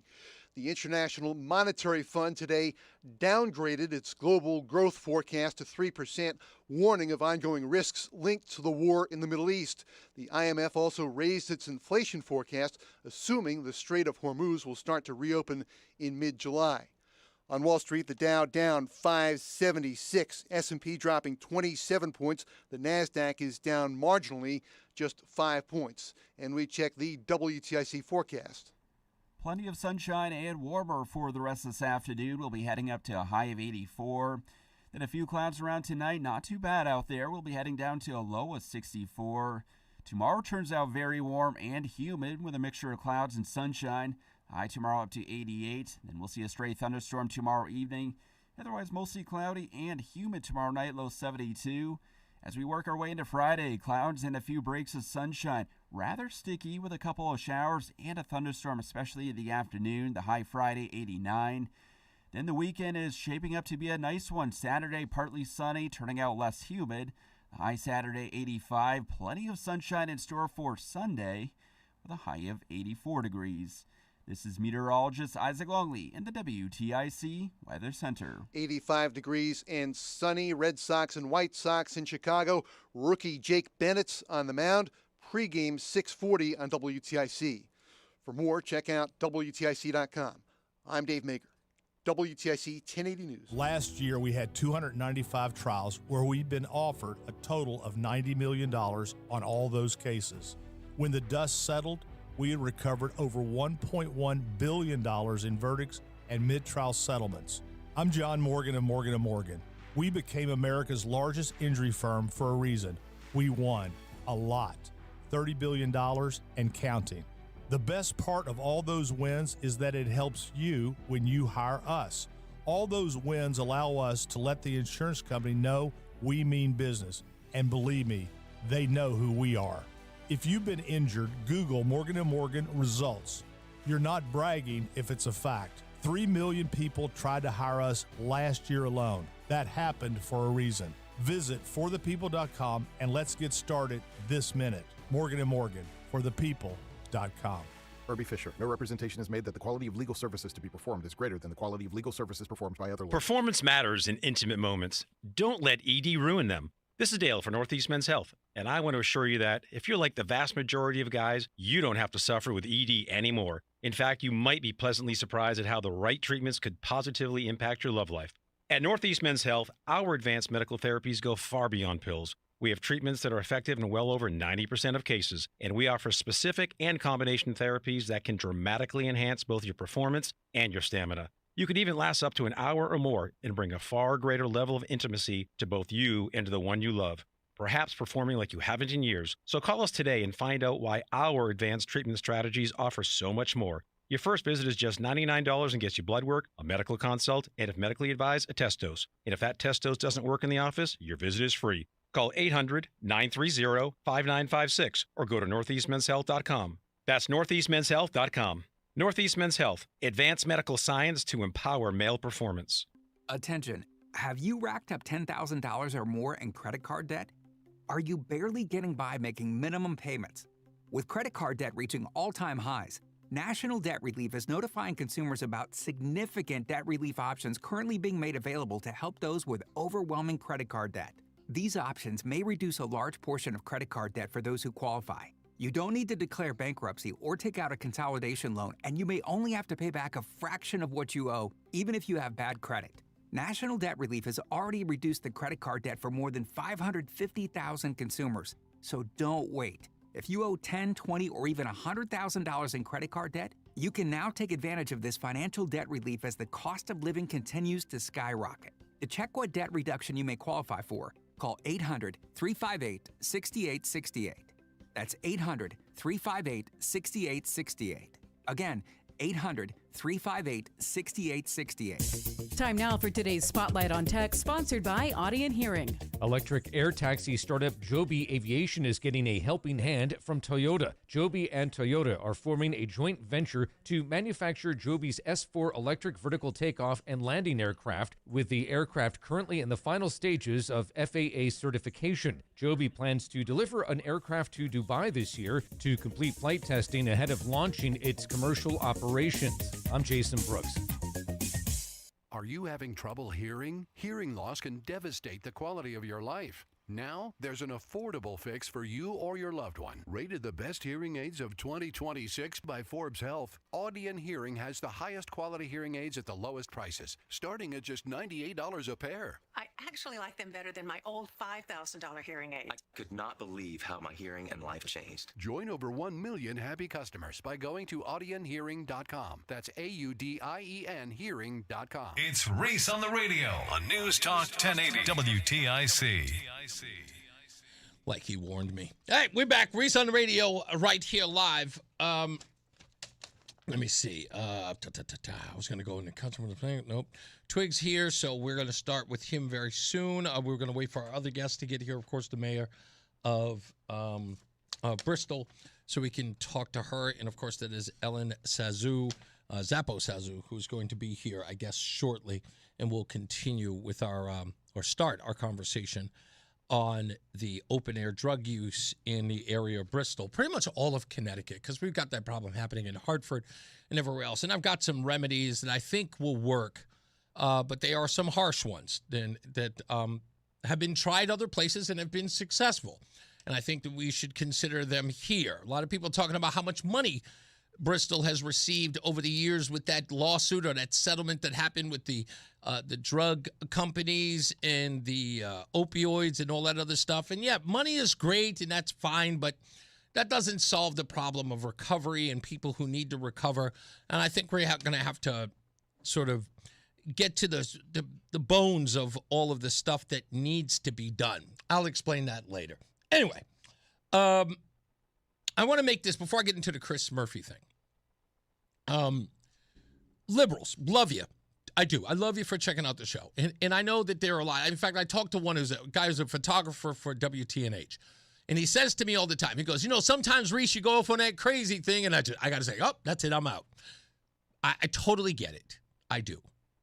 And I say this from the bottom of my heart. And people, they say it to me all the time. They go, man, you are a crazy dude.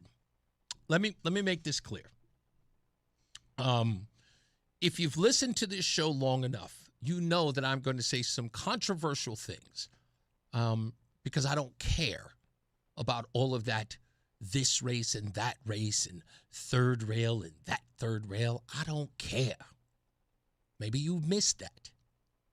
But I don't get bullied. I don't play the whole, you should be ashamed of yourself. I don't care. I don't care how much you get your panties in a rub. Nobody over here cares. In fact, the more you are offended, the better I feel. Do you understand that? The more you get outraged, the more power I have. I love it. I have you dancing on the head of a pin. It is my favorite thing to do. especially when you can't keep yourself, especially men, grown men.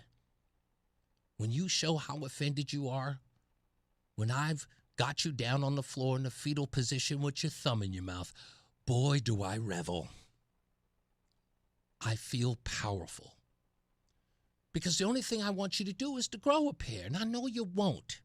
I know Mommy used to nurture you every time you skinned your knee, but Mommy's not here. No one's going to save you. So I don't care if you cry. It's better yet, you just bounce. Pshaw. Bounce. This place isn't for you. If you have feelings that affect everything that you do, it's best you go. And go check out all those fuzzy and furry people down at NPR. I'm sure they'll make you feel good about your paintings. But over here, we don't play that. And I don't care how offended you are. Don't put it in the chat room. I will mock you. You know, like they did in high school when you were in the nerd table. I'm that dude. I'm a bully. I told you, but I'm a bully for good. Okay? Well, and when you finally grow a pair and you want to come on back, you come on and hang out with us. All right? We'll take you to a game. You know? You can drink as many beers as you like. I don't drink, but you know, we'll go and we'll shoot the shoe, as they say. We'll make fun of people. We'll throw peanuts. All that good stuff. We'll roughhouse. I'll get you in a headlock. Give you a noogie even. Come on, buddy. But until then, cry. Cry. Cry. I've got a thermos over here. Carries all your tears. Just so you know. Oh, yeah, that's right. Oh, man. I'm not even going to get into Homeboy. He should have just been on the show. I'm not even trying to get into him right now. I won't talk about him. Yeah, I know he doesn't want to answer the phone. He's okay. That's all right. I'm not concerned with all that. Everybody hates Chris. I'm not kidding, folks. He is not well liked. And I really thought it was dumb of him to do this, but he brought it on himself. Chris Murphy wants to be president of the United States. So says everybody else who seems to know him. He wants to be president of the United States. And then, in some strange way, he decided, you know what? I'm only polling at 1%. You know what's missing? A policy platform. So he came up with one.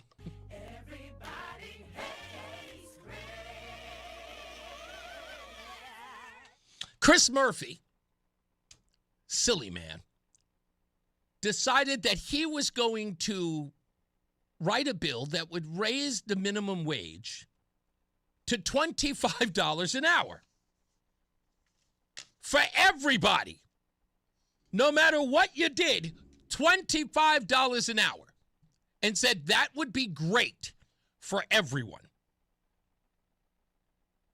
And every person I could think of said, is this guy insane? Is this guy crazy? No, folks. Chris Murphy is not crazy. Lonely, but not crazy.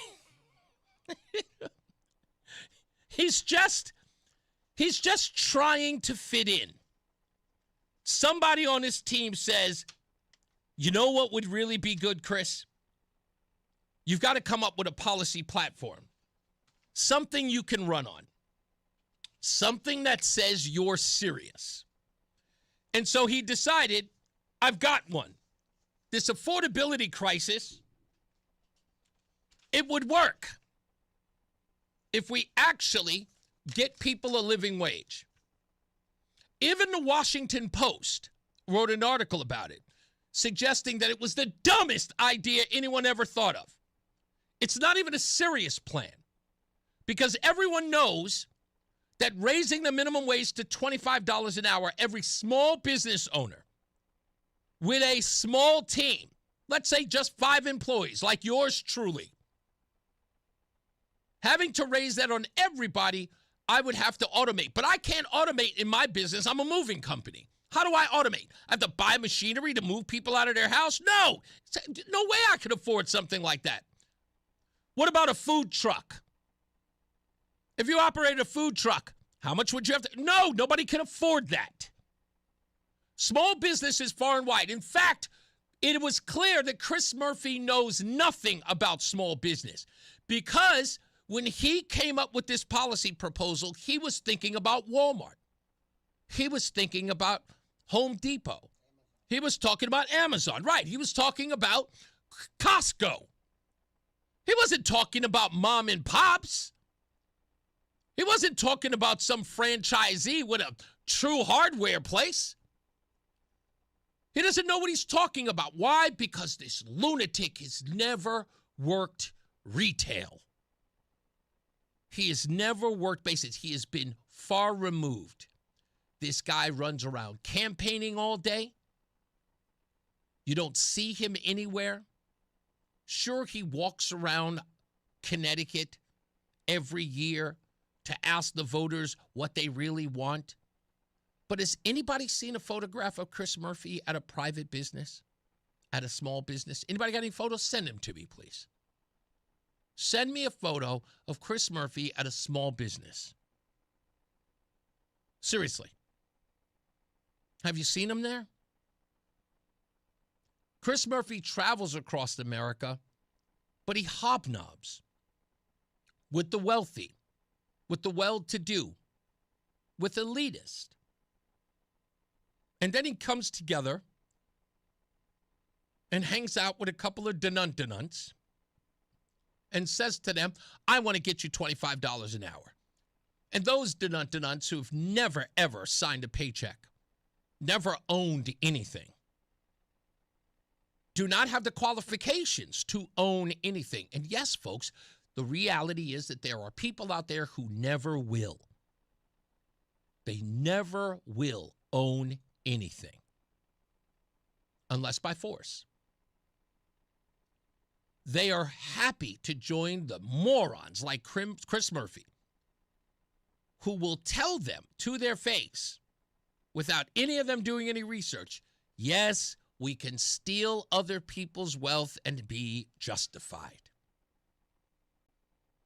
You can always say that to a bum. Sorry.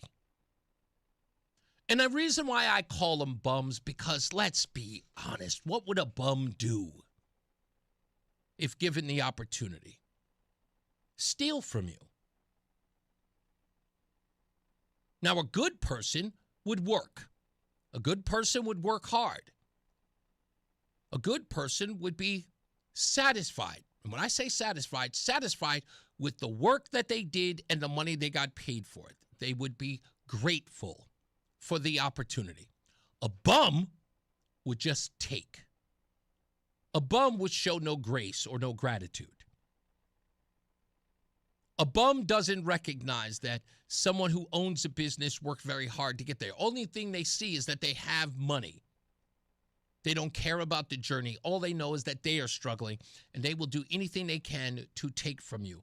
And so, when a vanilla knucklehead like Chris Murphy comes around, wearing a pair of Asics and some cotton Dockers, says to you, I'm Chris Murphy, Senator of Connecticut, and I'm going to steal from the rich people so that we can get you a living wage.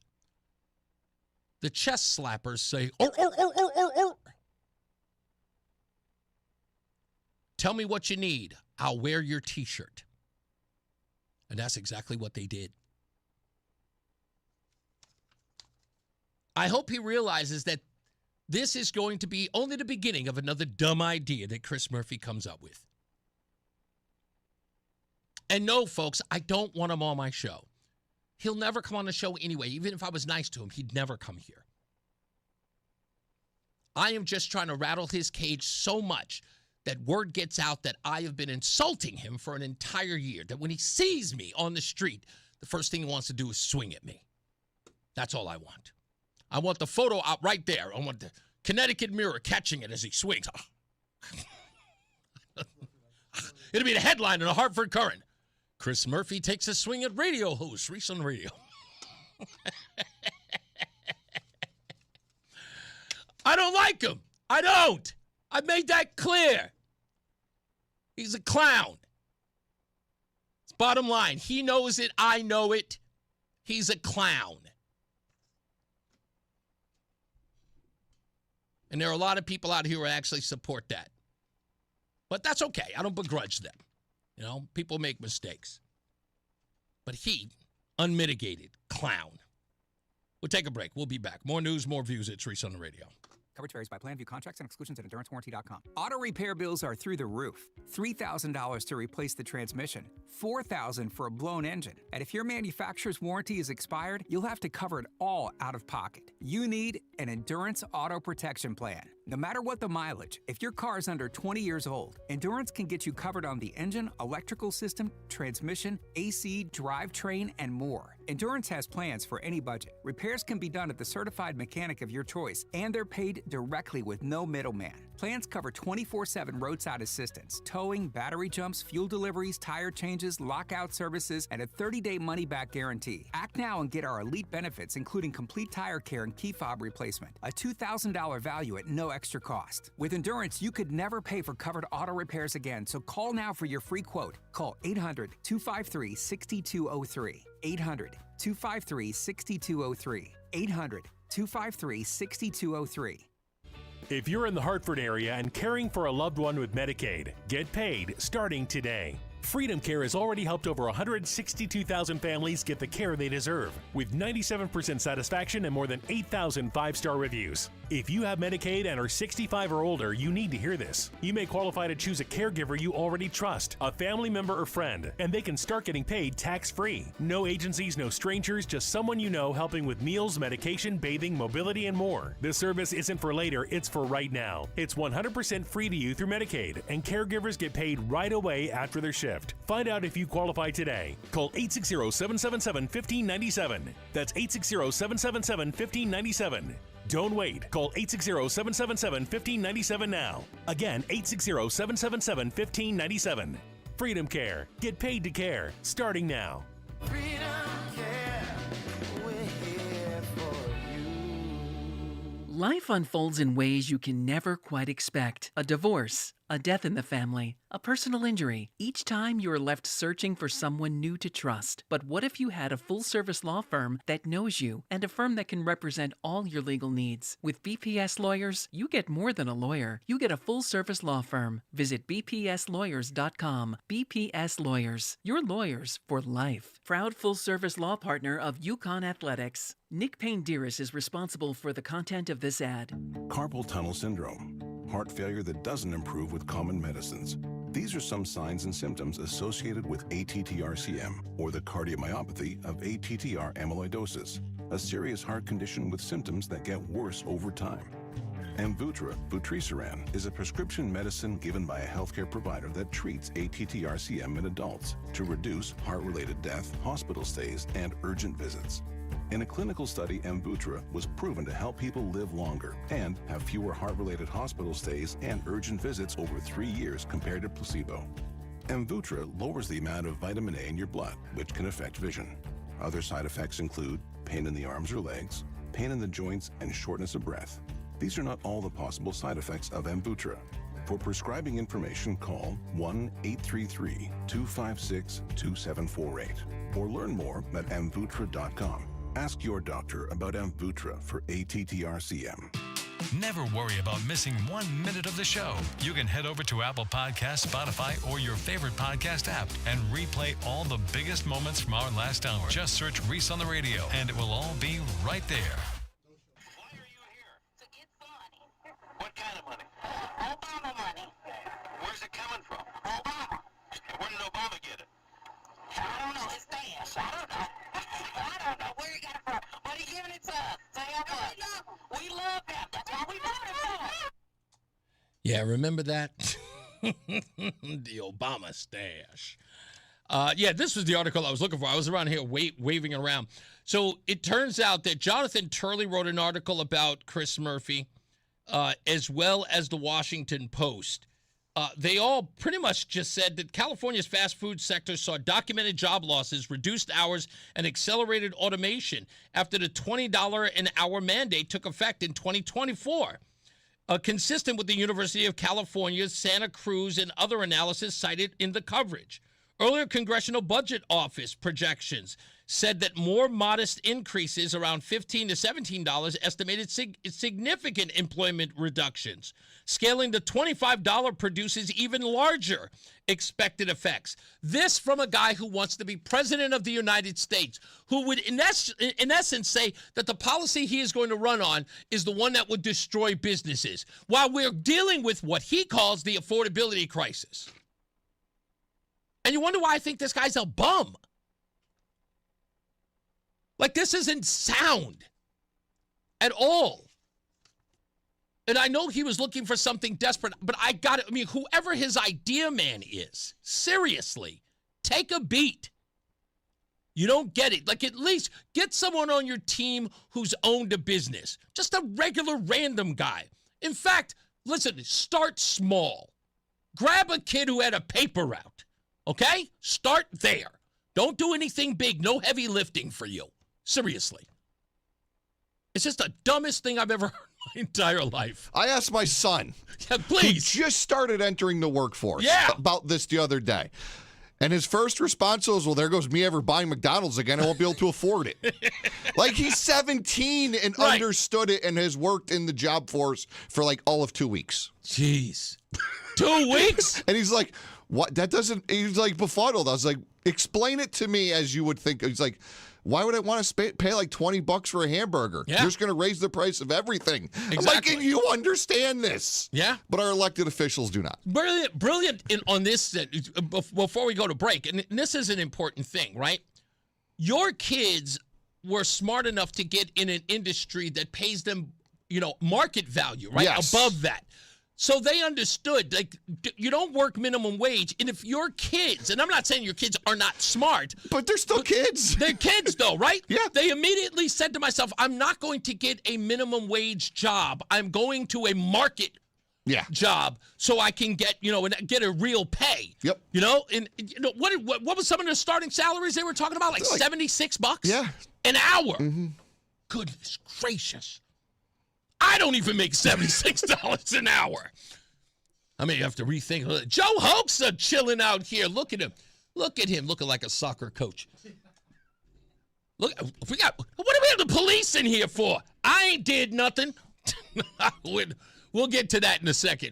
So we got anybody and everybody coming in here. You can see them just over my shoulder here. Apparently somebody has a warrant. Joe? You? No? Okay. Let's get our first check of weather and traffic. Mark Christopher is here. He's in the BPS Lawyers Traffic Center. How we doing, bud? What happens to the guy and gal that's been in the workforce for 40 years and they're making like $30 an hour? Yeah. So somebody comes in right off the bat and makes $25. Such a great point. What are you gonna do with that veteran worker that's been with you all these years? You're gonna have to crank them up. Exactly. Right? You have to double their salary for that. I don't know if you don't have to, but don't you think there's going to be a lot of bad feelings if people are coming in at $25? Dude, you would feel like somebody skipped the line. Right, and you've been working for 30 years for this company. You're making $30 an hour. You're going to go, wait a minute. Yeah. Something's not fair here. Yeah, you're right. 100% right, sir. I got you. Hey, if you're heading into Hartford right now, I mean, if we could pay everybody what they wanted, it would be, utopia world, but that's just not how things work, unfortunately. Hey, if you're heading into Hartford right now, westbound 84 tied up approaching the Bulkley Bridge out to 45 Flatbush Avenue, 84 eastbound slowing about a mile before 46th Avenue into the tunnel, 91 southbound slowing in Hartford 33 to 32. And if you're on the northbound side of 91, a little tight 21 to 22 in Cromwell. 291 westbound slowing exit 2 up to the Bristol Bridge. 84 eastbound in Manchester, a little tight as you approach the 384 interchange. 2 westbound slowing as you merge with 84 west. Both sides of 9 heavy approaching the Aragoni Bridge. 84 westbound in Cheshire slows 26 up to the Mixmaster in Waterbury. 84 eastbound into Waterbury slowing 17 to 18 again as you approach the 691 interchange. And 95 south New Haven tight 46 down to 44.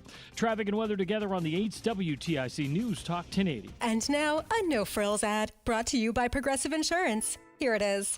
You could save big when you bundle your home and auto with Progressive. That's it. See? Just a good old-fashioned, straightforward ad. See if you could save at Progressive.com. WTIC weather. As we head through the rest of this afternoon, plenty of sunshine and warmer with a high of 84. Then it will turn out clear to partly cloudy tonight, heading down to a low of 64 degrees. Very warm and humid for tomorrow. We'll see a mixture of clouds and sunshine. High tomorrow up to 88. Then a stray thunderstorm tomorrow evening. Otherwise, mostly cloudy and humid for tomorrow night, low 72. Then a few thunderstorms around for Friday. This is meteorologist Isaac Longley in the WTIC Weather Center. This is WTIC News Talk 1080 with Brian and Company in the morning, Reese on the radio in the afternoon, and news around the clock. WTIC and WTIC FM HD2 Hartford and Odyssey Station. 85 degrees, sunny at 4. I'm Dave Mager, WTIC 1080 News. President Trump says the U.S. is prepping another night of strikes on Iran. That comment at the NATO summit comes after he said the ceasefire is over. Iran attacked commercial ships in the Strait of Hormuz yesterday, leading to the U.S. response. ABC's Karen Travers is traveling with the president. It was just a couple weeks ago when the president was, with great fanfare, signing that memo of understanding with Iran and talking very complimentary about the Iranians that the administration was dealing with to get to that point to sign the deal. And now, today, very negative, very critical, fierce words against Iran. What changed? The president said, I got to know them, and that his new thoughts on Iran, the strikes, the criticism, is based on their recent actions targeting those ships in the Strait of Hormuz. Price of crude oil is up between 5 and 6% today. The Dow is down almost 600 points. Secretary of State Marco Rubio says the U.S. will soon remove Syria's designation as a state sponsor of terrorism. And a bipartisan group of lawmakers are now encouraging Trump to follow through on additional security assistance for Ukraine and the tightening of sanctions on Russia. A federal judge says writer E. Jean Carroll can be paid the $5.8 million set aside 3 years ago after a jury found Trump sexually abused and defamed her. Trump is appealing again. The $5 million defamation award to writer E. Jean Carroll stemmed from what President Trump said about an earlier case Carroll brought in which Trump was found liable for sexual assault. The president denied he committed any offense, and even after the nation's highest court rejected his final appeal in the defamation case last week, he's now filed another notice of an appeal of this latest order to pay. ABC's Stephen Portnoy, technically, Trump has already paid that money, which was held during the appeals process. New Haven police report a 10% drop in crime for the first 6 months of this year compared to last. There are 2 homicides in the city so far this year, and shootings are at the lowest level in decades. Police Chief David Zanelli says new plans rolled out in January have been effective. So these included community engagement events, right, at various locations throughout the city to ensure officers remain visible.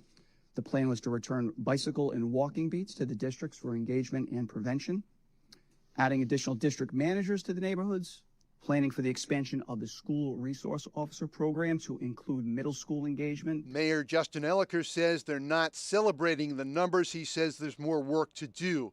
A woman from Idaho blamed vaccinations for killing her toddler twins last year. Prosecutors say they were murdered. 23-year-old Andrea Shaw has been indicted by a grand jury in Idaho, accused of suffocating her 18-month-old twins in May of last year. After they died, she appeared on an online show produced by an anti-vaccine group founded by Health and Human Services Secretary Robert F. Kennedy. On the show, Shaw claimed her twins got sick and died after getting vaccinated. But Shaw has now been arrested by Boise police for allegedly murdering her babies. She could face a death penalty if convicted. Her attorney claims Idaho prosecutors will not be able to prove their case. Alex Stone, ABC News. Emmy nominations are out. The Day in the Life Emergency Room series, The Pit, led all Emmy nominees with 25. The spotlight! God, I am going to be born! While Hacks got a record-setting 24 to lead all comedies in its final season.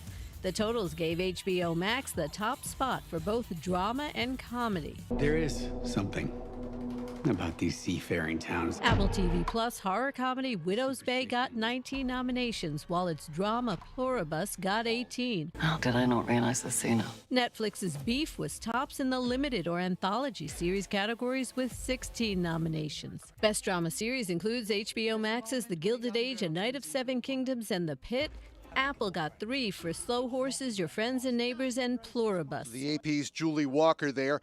Bad Bunny is nominated for the Super Bowl halftime show. Noah Wyle of The Pit is up for Best Actor, and 2-time winner Quinta Brunson of Abbott Elementary earned 3 more nominations. On Wall Street, the Dow down 577 points.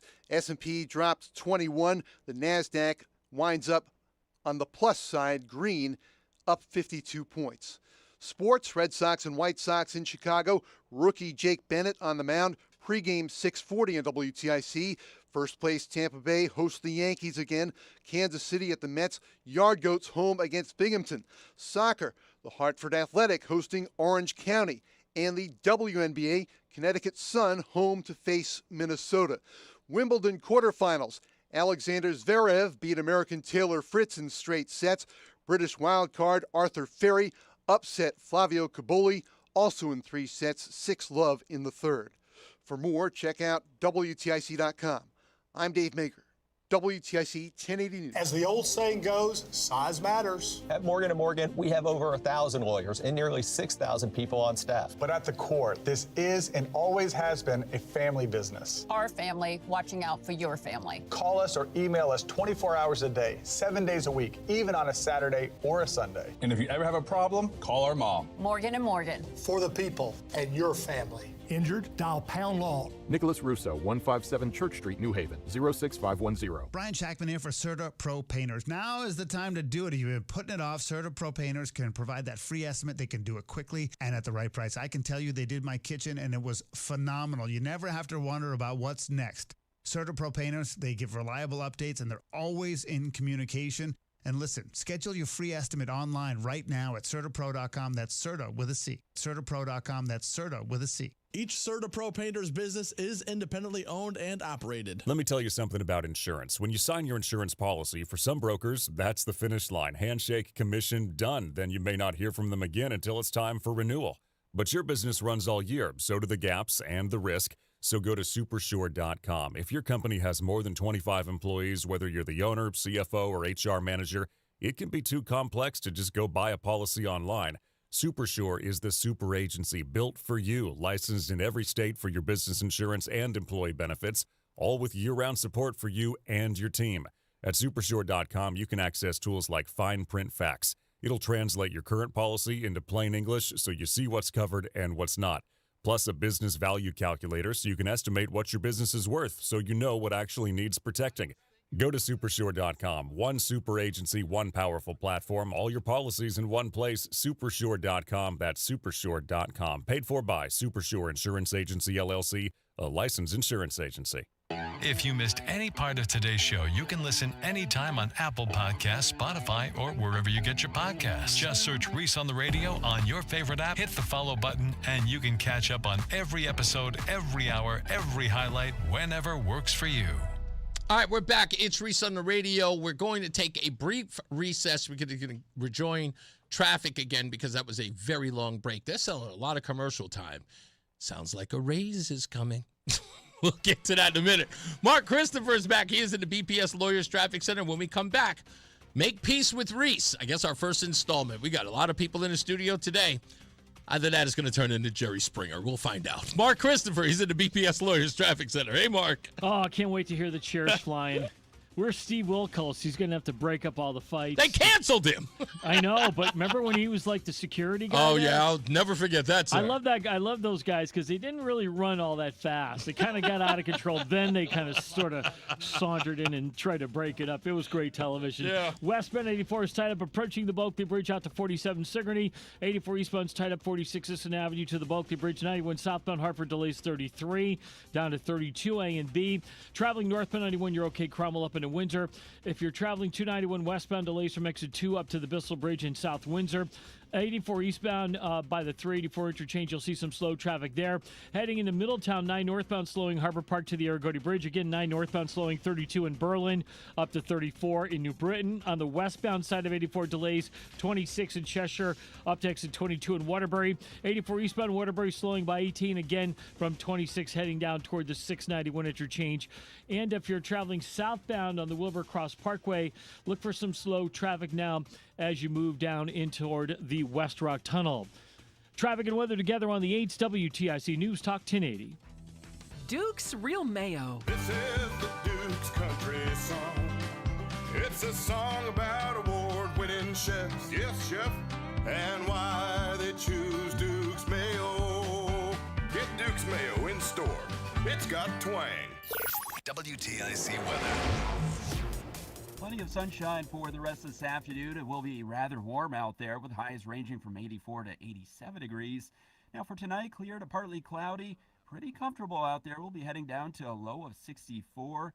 Tomorrow turns out very warm, a little more humid with clouds and sunshine, the high up to 88. Then there can be a stray thunderstorm around tomorrow evening. Otherwise, mostly cloudy, still humid out there for the rest of tomorrow night, low 72. For Friday, clouds and even a few breaks of sunshine, rather sticky. There will be a couple of showers and a thunderstorm, especially for the afternoon hours.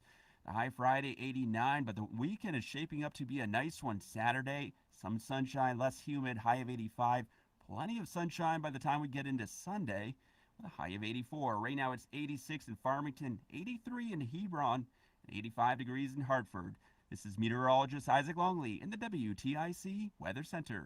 Join us this Sunday for Tumalo Financial, your go-to for retirement planning and taxes. Tune in to the father-son duo from 7 a.m. to 8 a.m. or catch replay from 5 to 6 p.m. Tumalo Financial, retirement planning with integrity on WTIC News Talk 1080. It's Reese on the radio on News Talk 1080 WTIC. All right, we're back, and let me see if I can get this correctly so that everybody is on the screen there, and now I need to figure out the microphones.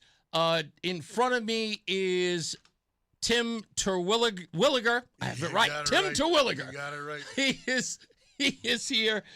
He just actually brought me some really, really great merch here. I promise you this is not going to sway my view on this, but Sup Life is his company that is in Bristol, and he brought me some Jolt Cola. Please don't tell my wife, but I'm going to try it. I've not had any of it in 30 years since. And, of course, to my right here is the distinguished mayor of Bristol, and that is Ellen Zoppo Sassu. Is that correct? Pretty close. Oh, come on. What am I supposed to say? Sassu? Zoppo Sassu. Okay, Zoppo Sassu. Close? Okay, there we go.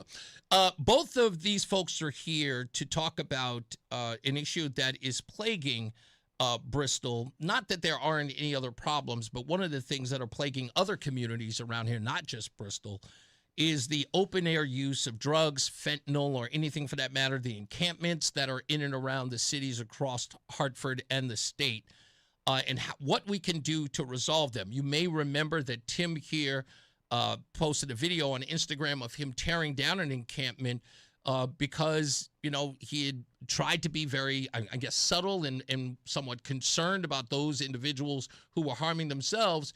But it got to the point where his daughter and he felt his family was going to be, even if his employees were going to be put in jeopardy with the open air use of fentanyl on his property and in and around it, and decided to take action. This, of course, sparked a sort of backlash, if you will, from people in government. I don't know, Mayor, if that was somehow, I guess, that you were concerned about him sort of taking matters into his own hand. Is that fair to say, that you just were concerned about his approach? Is that fair to ask or even to say? Yes. I mean, I think we have processes in place, and we hope that everybody follows those processes Right. for the best result. And and that leads us to where we are today. So before I get into the concerns of both of you, I want to address this way. Because I have 7 years sober, I'll admit I was not some kid or some adult underneath a bridge drinking alcohol at all hours of the night, robbing people for my next fix. However, I've been in the rooms with people who have. And there may be a remedy for every person to recover. But those remedies are not one size fits all. They can never be. But the pathway to said recovery is a one size fits all. And that road, I'm going to suggest to both of you, and especially you, and because we have the chief of police here, is that we must begin with incarceration. Now, it is not just as simple as criminalizing the use of drugs, because that's already done. The use of drugs and open-air drugs is a criminal offense. However, it can be mitigated. It can be mitigated where people go into jail and then we actually use rehabilitation, the word that is used in incarceration, and actually rehabilitate people who commit crimes, especially drug offenses. And that is one, get them in a facility so they get clean, then get them the help that they need. Housing is not a remedy because they are irresponsible individuals. I was an irresponsible user because although I was like what I like to call it was, and I remember in the meetings when I said I called myself a functioning alcoholic, and I laugh at that today because I wasn't functioning. I was getting by. All I needed was one day where the boss said, you're out of here, and then I was too drunk, after that, and then I couldn't get another job, and then I'm out on my behind with nowhere to go, and I end up being one of those homeless people fixing for a drink. These people have to be put in a place where, when they get sober, the prisons are there for that, and then they actually they utilize those facilities where we get somebody the help that they need. We actually have programs, and I'll even go one step further, and I'll let you answer that, Mayor. We utilize the programs that I'm in, AA, NA, Narcotics Anonymous, and we start reaching out to those communities, and we ask them to get into our prison systems to hold meetings and hold conversations with those people so that they are going to meetings, that we find out what they're going through so that they can, of course, communicate. These meetings are important to people who are recovering. That's why people go in the millions across the state. But if we don't give them access to that inside an incarcerated place, where in essence it's a controlled place, once they leave, they just leave going back to the same drug. Your response, Mayor? Well, I'm going to start by saying I'm going to wear a couple of different hats during this conversation, and Sure. I'll let the chief address the criminalization piece. But first, we believe in paths to recovery, but we also have zero toleration for drug use, especially in our community, and we have quite a bit set up in order to combat that. And as you said, it's in every community.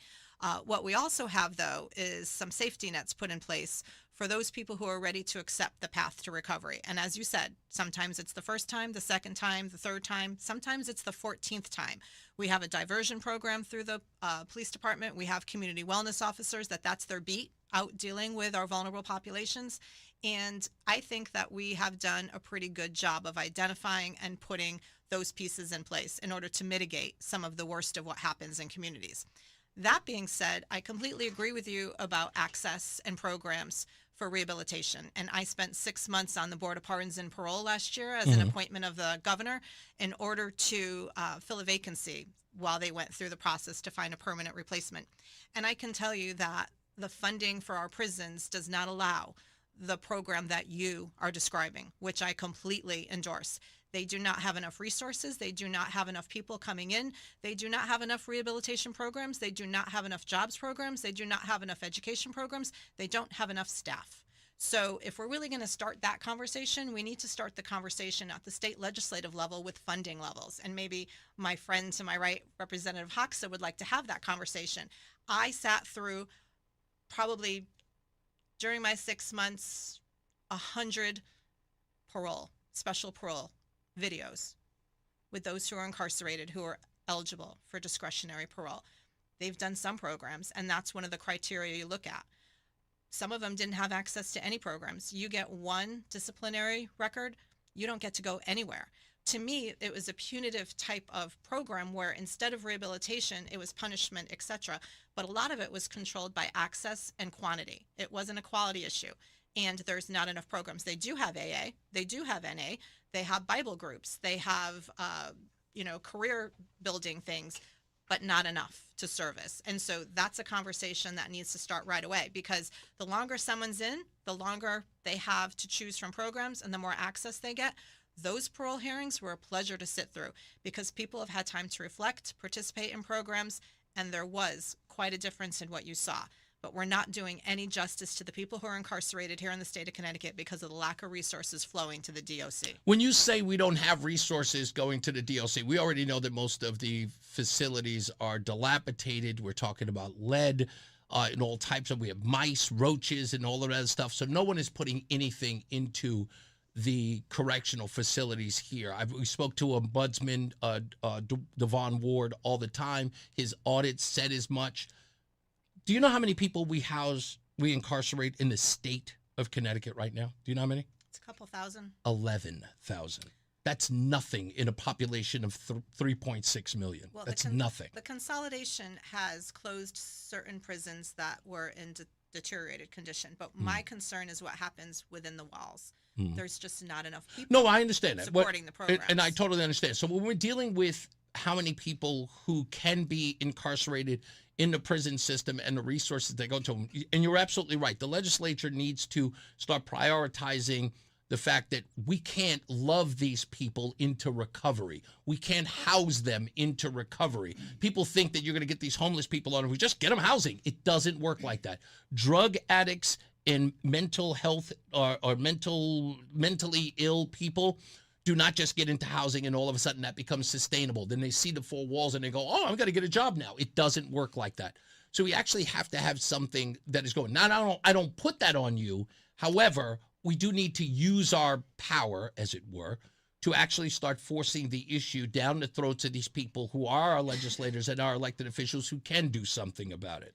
Well, I think the line to housing is not a straight one. And we had an experience with the previous administration in Bristol where they did pour a bunch of money into breaking up an encampment and putting those people in apartments. And every single one of them, with the exception of one woman who was pregnant at the time, is back on the streets in Bristol because there were no wraparound services. There were no interventions. You just, again, can't plop somebody down. Indeed. You have to build trust. You have to have any type of interventions, and people have to be monitored. They're not going to be successful otherwise. That's why transitional housing is so important, and we don't have enough of that in Bristol and or the region either. So we're constantly dealing with this whack-a-mole game of, is it housing? Is it recovery? Is it a safety net? Is it a gift card? Is it an overflow shelter night, which was at Bridge Church for, December 1st through March 31st, where we had people come in?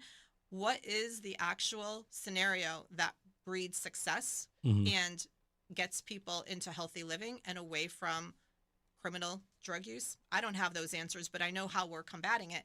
And frankly, a lot of what we're dealing with is rolling downhill from the federal and state government, and then we're here to catch it.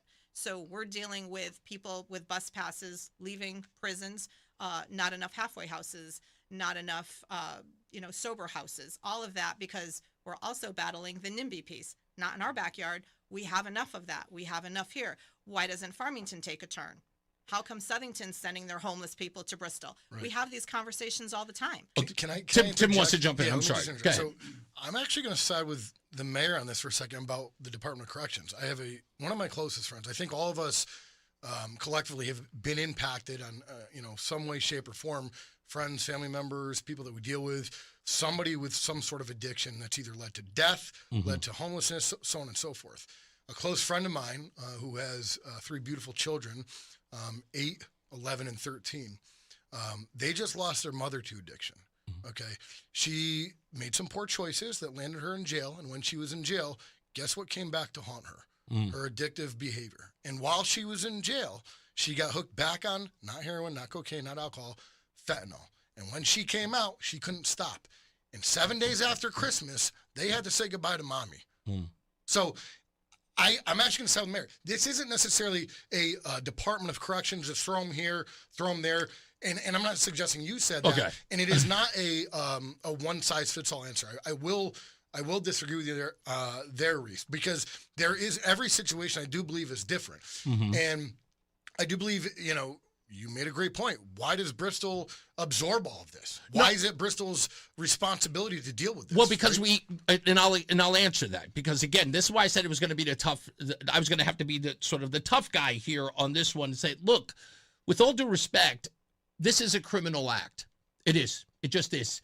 And I'm looking at the people who are the taxpayers, and I'm looking at the people who are children in that area, and I'm talking about the people who want Bristol to be safe. Okay? And we have to have a zero tolerance to people who are jeopardizing those things. And they are. They're just jeopardizing them. And I get the whole idea that we, in some way, we need to be compassionate, right? But again, back in the recovery world, okay, we say it in our meetings, we can't love you to recovery, okay? We can't love you to death. We have enablers who do that. We have mothers who will give their drug-addled son more money so that he will get more drugs. We're so worried about the compassion that we're missing the most important thing, and that is to get these people off the street. And you have to have a zero tolerance at the baseline, and the baseline is getting them off the street. It must be a zero tolerance thing. Any other way you want to deal with it, that's fine. But the zero tolerance that they can't be on the street, that they can't put Tim's children or his employees in jeopardy, your children or anybody else in jeopardy, that must start at the ground level by telling these people emphatically, in fact, making it strict so that the people in the neighborhood know, no, I can't sleep in Bristol. It's dangerous there because we will get locked up. Chief, Chief, what do you don't think? mind, let me just say one thing and then it's all you. I agree with you 100%. However, it almost paints it as a police problem. And I'm going to tell you right now, and I've been very firm on this, this is not a police problem. It's a step further. And I'll tell you why. Because back in April, we dealt with an individual, I'm not going to go into detail about him, where he was trespassed and arrested 3 different times in less than a week from our property. He was on the building. We have a police officer's daughter who works for me. And she was at a point where she was in fear, where she had to lock herself in her car. And I actually ended up tearing my bicep because of this, right? What are the police supposed to do when they arrest them, when they arrest them, when they arrest them? This is beyond the police. This is beyond the mayor. This is. I'll answer that, but I'm going to let the chief go in. Chief, go ahead. What you wanted to add to my first scenario? Foremost, I want to recognize the men and women of my police department. They're out there every day doing a phenomenal job, and they are enforcing the law. I think we are a great role model for the state. We have a really interesting program where we have community wellness officers too, that really work with outreach and different partners within the community to kind of bridge that gap, right? Where back in the day would just be law enforcement was strictly law enforcement, right? We've progressed, right? Right, wrong, or indifferent. Law enforcement expectations by society have changed over the years. So we're at a different place as a department, and I think as a law enforcement, as a profession. But I can tell you that our folks are out there enforcing the laws. We're making arrests, and I don't dispute that they are, Chief. Yeah, and I think ultimately I think there's a theme here, right? I think it goes well beyond the city of Bristol, and it's at a state level, right? No. But what I'm saying to you is this. Look, I look at this from a particular point of view. I think my mic's a little hot. I'm looking at this from a particular point of view. Now, I'm not sure whether or not you know this, Mayor, or you do, Chief. But I'm from New York City, okay? From Hollis, Queens. In 1992, as I'm living in Manhattan, we got a mayor there. People used to call him America's mayor, Rudolph Giuliani. And what he had with his chief of police was called the broken windows. Big advocate. Yeah. Are you exactly? Absolutely. And what that was, I remember this famous line. I'm going to go into a break, and then we'll come back with more of this. And don't worry, we're not going to just dedicate this to a little bit of time. I want to dedicate some serious time to this. I always quote this, and it's maybe a little crude and a little bit unprofessional. But Biggie Smalls, Notorious B.I.G., has a song called Everyday Struggle. And he had this one line that is emblematic of what Rudolph Giuliani was like. He said, I'm seeing body after body, and our Mayor Giuliani ain't trying to see a black man turn to John Gotti. He emphasized the fact that Rudolph Giuliani was so strict on crime that he wasn't trying to see anybody follow the road of anybody who was going to be a crime boss in his city because he fought hard to keep it clean. That is the atmosphere Giuliani created. We can create that because we have to have a no tolerance level for these people that when they know, it's not so much about a police problem, is that the people in the community must know that you can't do that here because there is strict enforcement of the law. That's all I'm trying to say. I want to take a break. We're going to go into traffic and weather. Mark Christopher is here. We'll return in a moment with the mayor of Bristol and the chief of police and, of course, Tim Terwilliger. Right? I got it right. There we go. Sir. When we return, stand by. It's Reese on the radio. All right, Reese, thank you very much. And we are coming to you from the BPS Lawyers Traffic Center. And if you're heading into Hartford right now, overall, we're in pretty decent shape out here. This traffic report being brought to you by Eye Care Health Networks and Touchpoints Rehab. And if you're traveling on the eastbound side of 84 in Hartford, just some slow traffic as you approach 46th Avenue into the tunnel. Westbound 84 is tied up just after 56 Governor Street out to 45 Flatbush Avenue. Southbound 91's a little tight, 36 down to 35. Again, 33 Jennings Road in Hartford down to 32 A and B.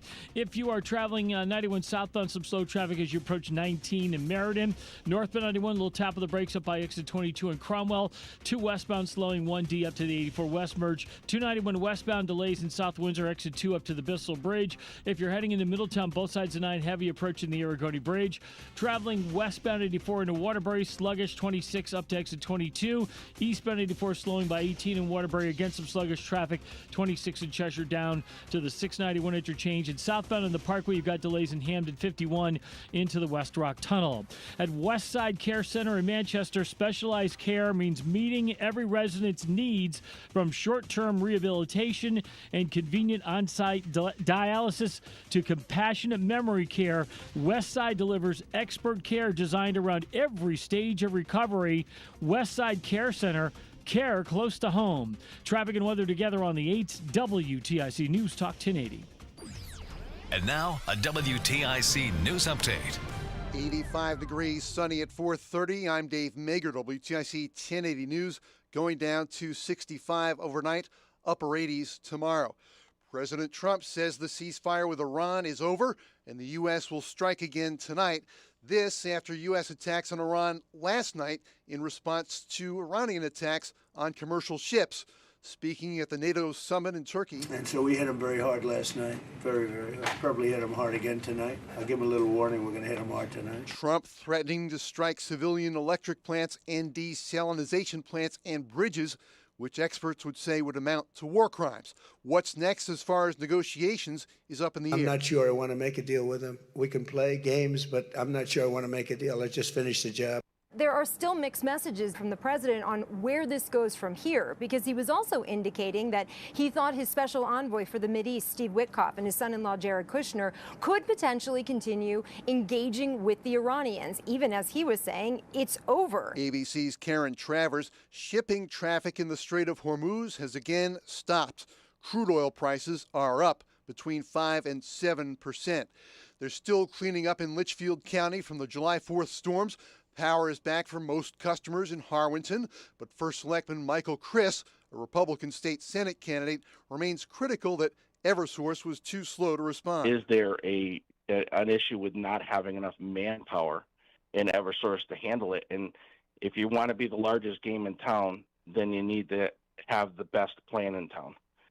You need to be the shining light, the example, and right now they're just not. Eversource says the extent of the damage complicated assessments, and that rain Monday and Tuesday delayed restoration work. About 1,000 customers around the state remain without power. On Wall Street, the International Monetary Fund downgrading its global growth forecast to 3%, warning of ongoing risks linked to the war in the Middle East. The IMF also raising its inflation forecast. The Dow closing down 577 points. The S&P dropped 21. The Nasdaq wound up 52 points. Sports, Red Sox and White Sox in Chicago, pregame 6:40 in WTIC. Yankees at Tampa Bay, Mets hosting Kansas City, Yard Goats home against Binghamton. Soccer, the Hartford Athletic at home against Orange County. It's a busy night. The WNBA, Connecticut Sun hosting Minnesota at Mohegan Sun. At Wimbledon, the quarterfinals, Alexander Zverev beat American Taylor Fritz, and Arthur Ferry, a British wildcard, very popular, upset Flavio Caboli, also in 3 sets. For more, check out WTIC.com. I'm Dave Mager.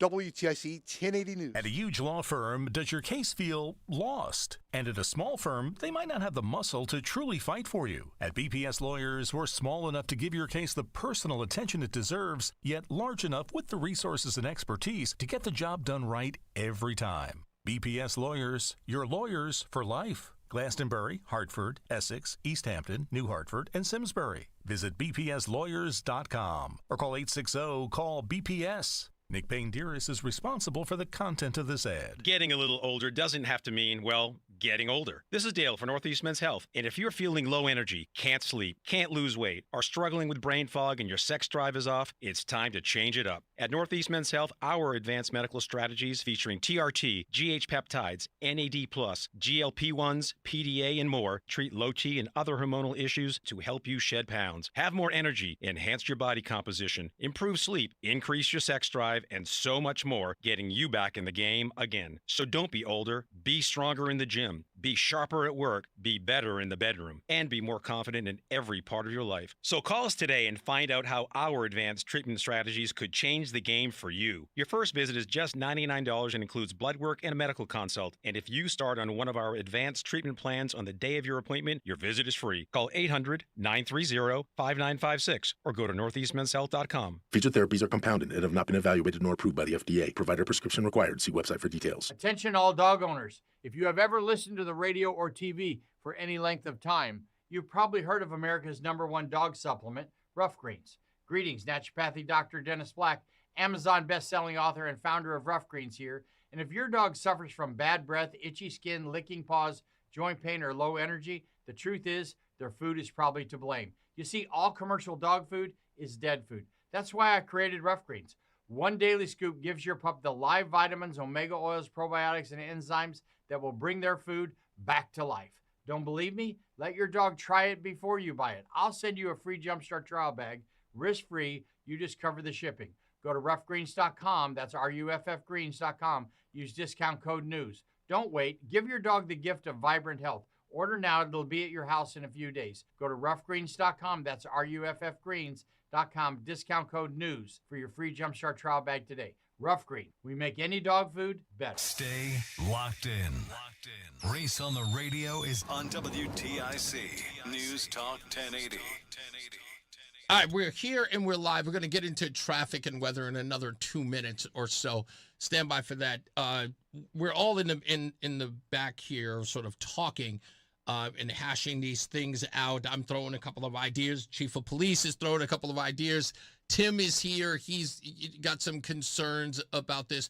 I think where we're having the divide here, if I'm right, is enforcement. Chief, am I getting that right, that we're having an enforcement issue here? And when I say enforcement, not that the police aren't doing their job, but that there are certain laws that may prohibit the things that people might want to do, like the community may want you to do?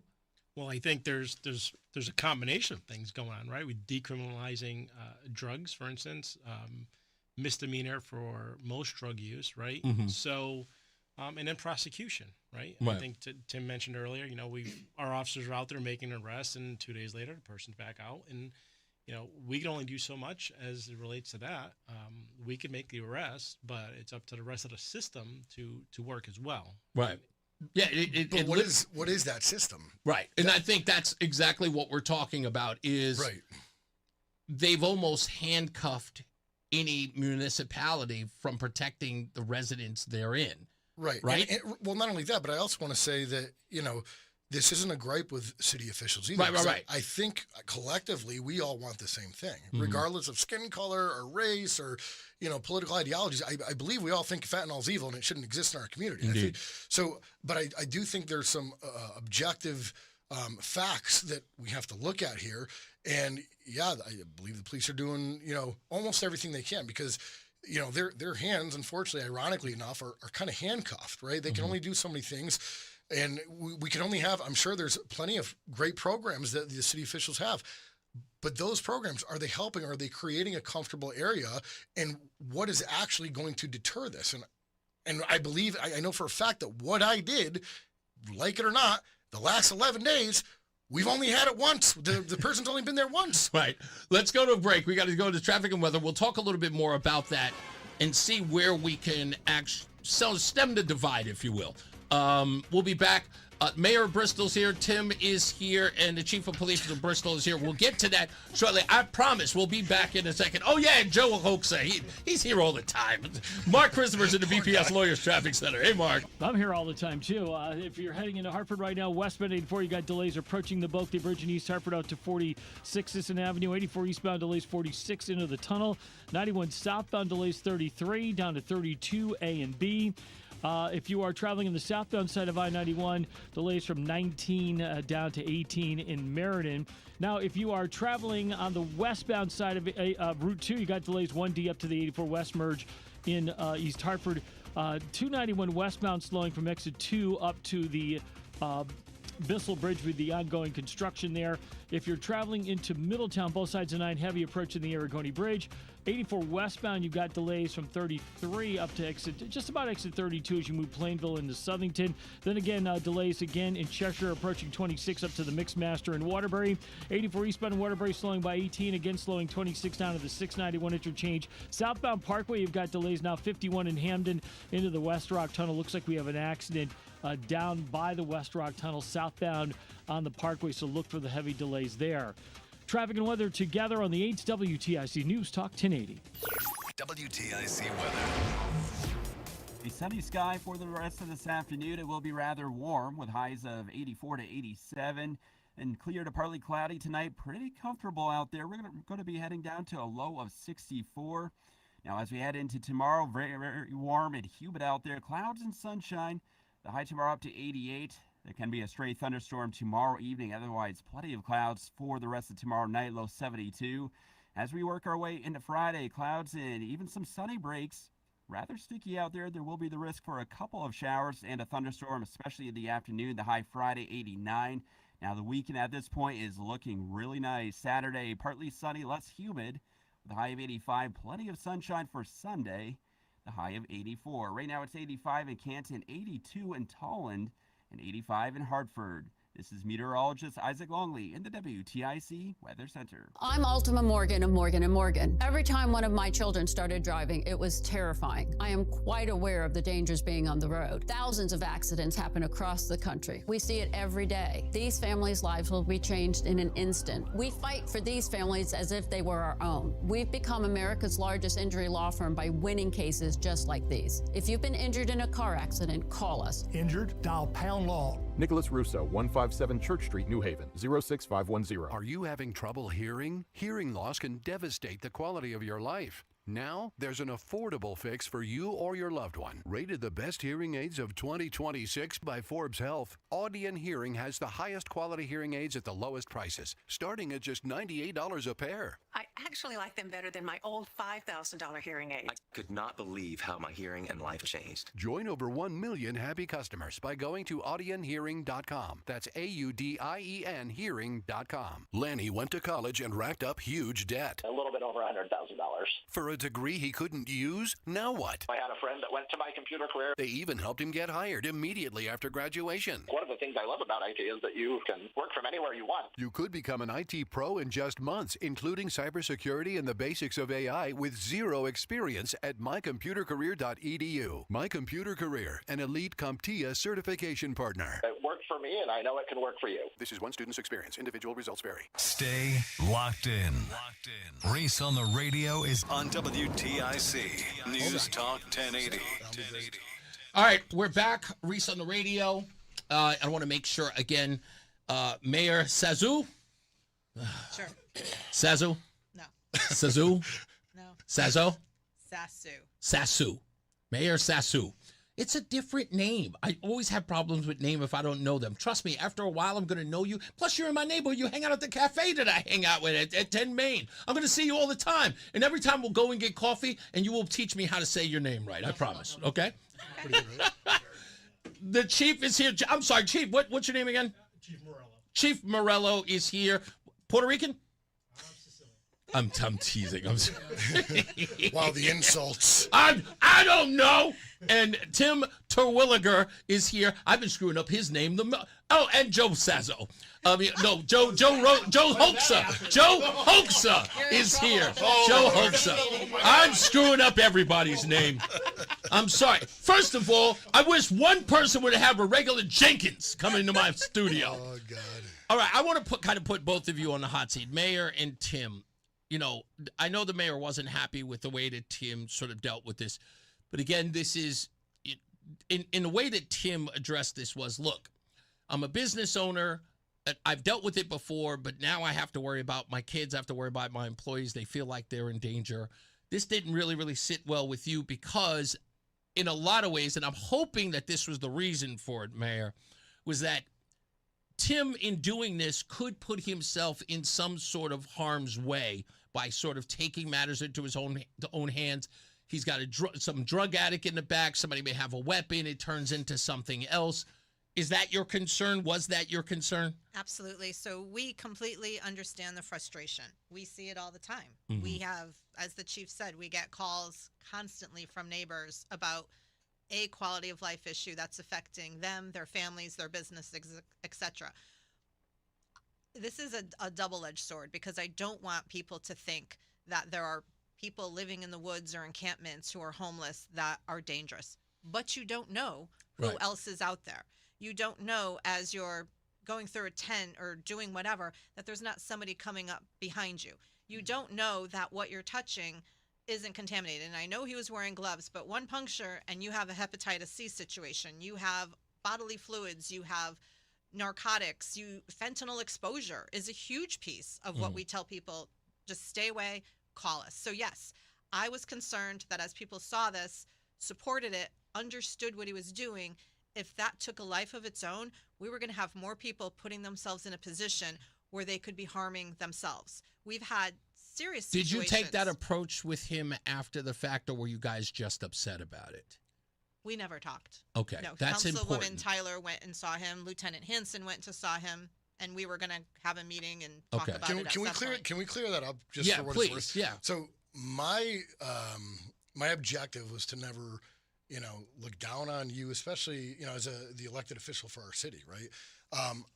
I'm going to communicate what was communicated to me, and I guess I could say miscommunicated, or maybe misunderstood or misrepresented. And I think Sue Tyler and I spoke about that, Councilwoman Sue Tyler. I was at the dirt bike track, and I got a phone call and said, hey, the mayor and a couple of council members and a group, a lobbyist group is coming down to confront you. Now, Mayor, if I said, hey, Reese wants to confront you on air today, you're going to be like, well, I don't want to argue with him. Right? So my interpretation was, well, I'm not there, number one. Number two, my employees, they shouldn't have to deal with this while they're trying to serve the customers. If anybody's there to cause issues, they're not going to be welcome in my store. So I told my employee that. And of course, what I understood and learned after the fact was, hey, that's not why we were here. So then you guys were like, oh, thanks, Tim. Like, we're trying to talk to you. So I believe there was a rightfully so knee-jerk reaction. It was not articulated well, it appears. Yeah, it was a knee-jerk emotional reaction response, which I understand that and I appreciate that. I'm thankful that we have a mayor and council members who care enough to have like, oh my goodness, this is happening. We got to figure out what to do about it, right? I'm thankful for that. Well, when it gets communicated and people start sending you video clips while you're at the farmer's market, you respond.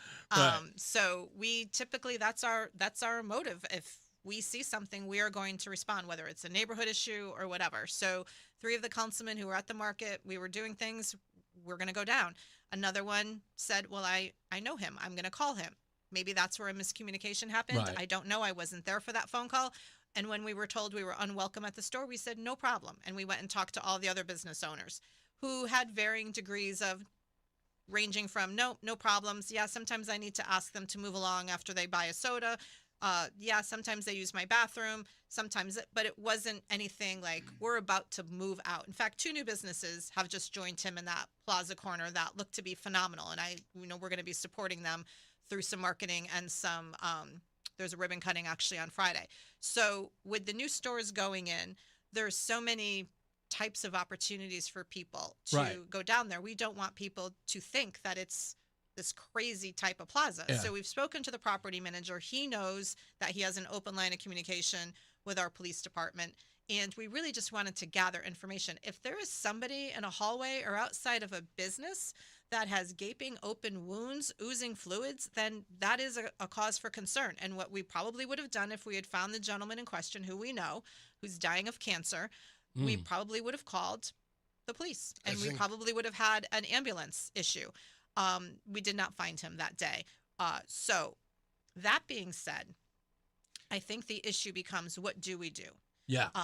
We have, 2 nonprofits that are set up in downtown Bristol, around the edges of downtown Bristol. We have our shelter that provides emergency sheltering for men, women, and children. We're looking to consolidate some of those efforts in order to streamline that and also reduce the footprint of where people are going for morning, for afternoon, and everybody in between. And we have food pantries. We have food pantries all through town, and I can tell you that they are at peak use. In fact, when I took office back in November and I pulled together our Bristol Cares Committee, which is nonprofits, city government, churches, everybody comes to the table. They were all in a panic because of the SNAP decision that had come down the month before. People were behind. People can't pay rent and buy food. They can't pay for their medication and pay rent. So we're starting to see this cycle. And as all of us know, once you get into a financial cycle, sometimes it's hard to pull out. I'm going to say this. I asked all of my nonprofits as I was coming on here, including our community wellness officers, to give me some stories. What are we dealing with? It is not a hard drug situation all across town. We have fentanyl users, but guess what? They're not just in Tim's Plaza. They probably are in downtown, but they're also on Chippins Hill. They're in Forestville. They're in our high rent districts. They're in our apartment complexes. They're in our parks. This is an epidemic, and we have to treat it as such. So what? Wait. Hold on, Mayor. Sorry. With all due respect, what does that mean? It means that we have a whole segment of our society who are Yeah, no, I got addicted, that. What do you mean when you say misuse. treat it as such? Treat it as such. What's the treatment? Treatment is if they're arrest them, if Mhm. they're openly using drugs, and it's a absolutely zero tolerance. We do not want that. But for people who are seeking recovery, we have pathways for them, whether it's through the police department and our diversion program where they can get them. Instead of being arrested for simple trespass at his store, the officer says, let's go to the hospital. They talk to a recovery coach, they get admitted, they get put into a treatment bed, they get sent to a recovery. It's been working. Doesn't work every time. Sometimes it's times 2, times 3. But I'll tell you this, the vast majority of people who are seeing and asking for services at Brian's Angels, Agape House, St. Vincent de Paul, Grace Baptist, Salvation Army, Meals for Our Neighbors, those programs that are our staples, they're over the age of 55 and they are not doing drugs. Some may have some intersection with mental health, but they're not using drugs. It is roughly about 20% of the people who are. Tim, you sound like you want to respond to that. I mean, a couple things, and I'm not disagreeing with what you said, Mayor, and it sounds great, when we're talking about it from afar. But I mean, let's call a spade a spade. We're talking about specific fentanyl use. I'm not talking about homelessness. I'm not talking about 55 plus people. I'm talking about people who maybe they're homeless from fentanyl use, but are addicted to fentanyl. And again, we have these programs. That's great. Programs always sounds good. But what does that action look like? Unfortunately, a lot of these programs are creating a comfortable environment. How do we kill cancer? Do we make it more comfortable? No, we attack it head on. And I would say that fentanyl is a cancer in every which way to society, right? And I don't have to ask anybody's permission, and they don't have to like what I did, but I can tell you that, again, what I did, they've been back once, and it's only been one person who's been back, and it's only been one time. Now, I would then caveat and say that all of these programs that exist, I've had conversations with these people. These programs existed. All of that said, the police came multiple times, did their job, showed up. And again, I've said this every time. We have the finest police force in the entire nation, and that's my brother being a Tulsa police officer in the worst area in the entire country. We have the best police force in the nation in Bristol, Connecticut. But at what point, and I'm not suggesting that everybody, gets pitchforks and goes and, knocks on homeless tents. Number one, I can take care of myself. I have a pistol on me everywhere I go in Connecticut, my permit to carry legally. I can take care of myself. I know the risks of what I was doing. But for me, that risk is worth it if I keep my community safe, my children safe, because you'd much rather see a proactive community member who can take care of himself, who maybe leads by example and doesn't just sit at a table and talk about this program and that program, but actually does something in action. I'll get villainized by people. That's okay. I don't mind. But guess what? My community in that area is now safer. That's indisputable. Now, there is a problem. Last year alone, there was 222 overdose deaths from fentanyl compared to the city. I guess it's not a lot, but it's still 222 more than what there should be. But again, is there any benefit from, pointing the finger at the mayor, at the police, at the community members who don't do enough? And collectively, I don't care about politics. I don't care about where we agree or disagree on things. I'd like to say collectively, as community members, as business owners, what can we do working in tandem with, the elected officials, with the police department? Because, I've called the police. I offered these people rides to treatment. I gave them food. I gave them water, and they're just not ready. So do I then roll over and let them stay in the community? No, I have to do something about it, and I did. And Mayor, do you want to respond to that? Yeah, so in terms of, I don't think anybody's looking to villainize Tim or anybody else who's protecting property. But the point is that we are villainizing an entire group of people who may be homeless, who I don't care. who may not be doing drugs. I'm sorry, So- Mayor, I don't care. With all due respect, I don't care. Let me tell you why. And neither do the people who are listening to this show right now. They do not care about people who are breaking the law, putting their law-abiding, tax-paying lives at danger. Because again, and this is something I said yesterday, and I know you don't listen to the show, but I make this very clear to everybody. The taxpayer never asked the simple question, what are we getting in return? And people of Bristol have to ask that question, and our elected officials have to answer that. What are these people getting in return for the money that they are spending and the tax money that they are spending? If we seem to be more concerned about people who are, one, breaking the law, two, putting their lives in jeopardy, three, and also putting their children in danger. Look, as I said to you before, this is a recovery issue that a lot of people don't understand. We cannot love these people and you could build 1 million programs. If the drug addict doesn't want to get off the drugs, because remember why he's on drugs or why he's using, is because his life is crap and he doesn't want anything more than to get high, to drown the pain or die because he can't live with it.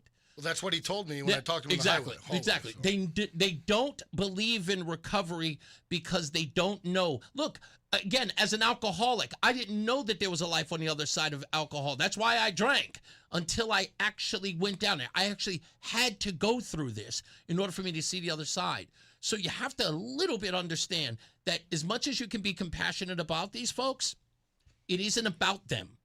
Because it can't be. Because they are not the people who we can trust with keeping on the rest of us safe. That's all I'm saying. So Chief? I think it's important that we draw a distinction here, right? I mean, just because you're homeless doesn't automatically mean you're a drug user. I agree. Understood. I was going to say that. So I was think let's not conflate it because let's just take a random example. Just because you see a homeless encampment out there, to the mayor's point, it may be somebody who's just working a full-time job and can't afford a house, and we certainly don't want to go and take away that tent that is their livelihood. Yeah, but that can't be that. Your approach. Hold on. Your approach can't be presumption, Chief. What you just said that person could be this, that, and the third. That's presumption. You're saying that it could be this. Well, it could be a lot of things. Well, I would say this: our community wellness officers are in touch with our homeless encampments. Okay, that's why we have these officers. They have relationships, and they could, we can give them a location, and they can tell us who's staying there. Okay. Right? So we know these people. We do. Okay. Why do they choose that over going into like a? Good. So, I talked with Officer Finkel, who's one of our community wellness officers, and she gave me one case study. One of the people she's working with, initials EL, about to become homeless, possibly facing an eviction, falling behind with rent, can't afford food, Social Security only. It's becoming difficult to keep up with basic needs. So now you start the cycle. Where does EL go? Well, EL has a friend who may be able to keep them on their couch, but then that's a problem. EL starts going to dinner, food pantries, short stop fix. Eventually ends up on Pine Street, which is where our largest encampment is. In that encampment, there are 4 people who are drug-free and have full-time jobs at a manufacturing company on Route 229, verified. So what does that tell us? That the housing costs, the affordability issues that we're facing, it's affecting real people. So hold on, because we got to go to a hard break. I'm going to get all that. I have an answer for you. I have an answer for EL, and she could do it today. In fact, I'll give you a name. And the fact that these resources aren't available to our mayors in and around this state, it drives me nuts. But don't worry, we'll solve that problem. Stand by. Let's get another check of weather and traffic. Mark Christopher's back. He's in the BPS Lawyers Traffic Center. Don't go anywhere, folks. We are not done with this. All right, Reese, thank you very much. And if you are heading into Hartford right now, we are coming to you from the BPS Lawyers Traffic Center, westbound 84, tied up approaching the Bulkley Bridge in East Hartford, out to exit 47, actually 45 Flatbush Avenue, 84 eastbound slows 46 Sisson Avenue into the tunnel. 91 southbound, a little tight in Hartford, 33 down to 32 A and B, and another bump down by exit 28, slowing again between 20 and 19 Middletown into Meriden. If you're traveling to westbound, delays 1D up to the 84 West Merge, 291 westbound slows from exit 2 up to the Bristol Bridge. Both sides of 9 heavy approaching the Aragoni Bridge in Middletown. If you are eastbound 84, a little slow traffic, 26 down to the 691 interchange in Cheshire. Westbound 84 is tied up approaching 26 in Cheshire up to the Mixmaster in Waterbury. Southbound Parkway, look for delays now from 51 in Hamden into the West Rock Tunnel. And 91 southbound, you're slowing in New Haven from exit 7 down in toward the 95 interchange. Traffic and weather together on the 8th WTIC News Talk 1080. Sponsored by Progressive Insurance. Make sure your family is well taken care of with life insurance. Protect your phones, laptops, and more with electronic device insurance. And cover your furry friends with pet health insurance. WTIC weather.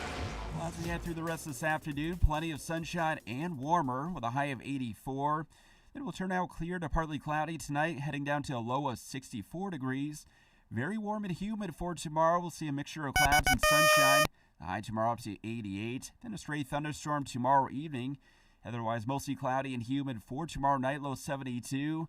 Then a few thunderstorms around for Friday. This is meteorologist Isaac Longley in the WTIC Weather Center.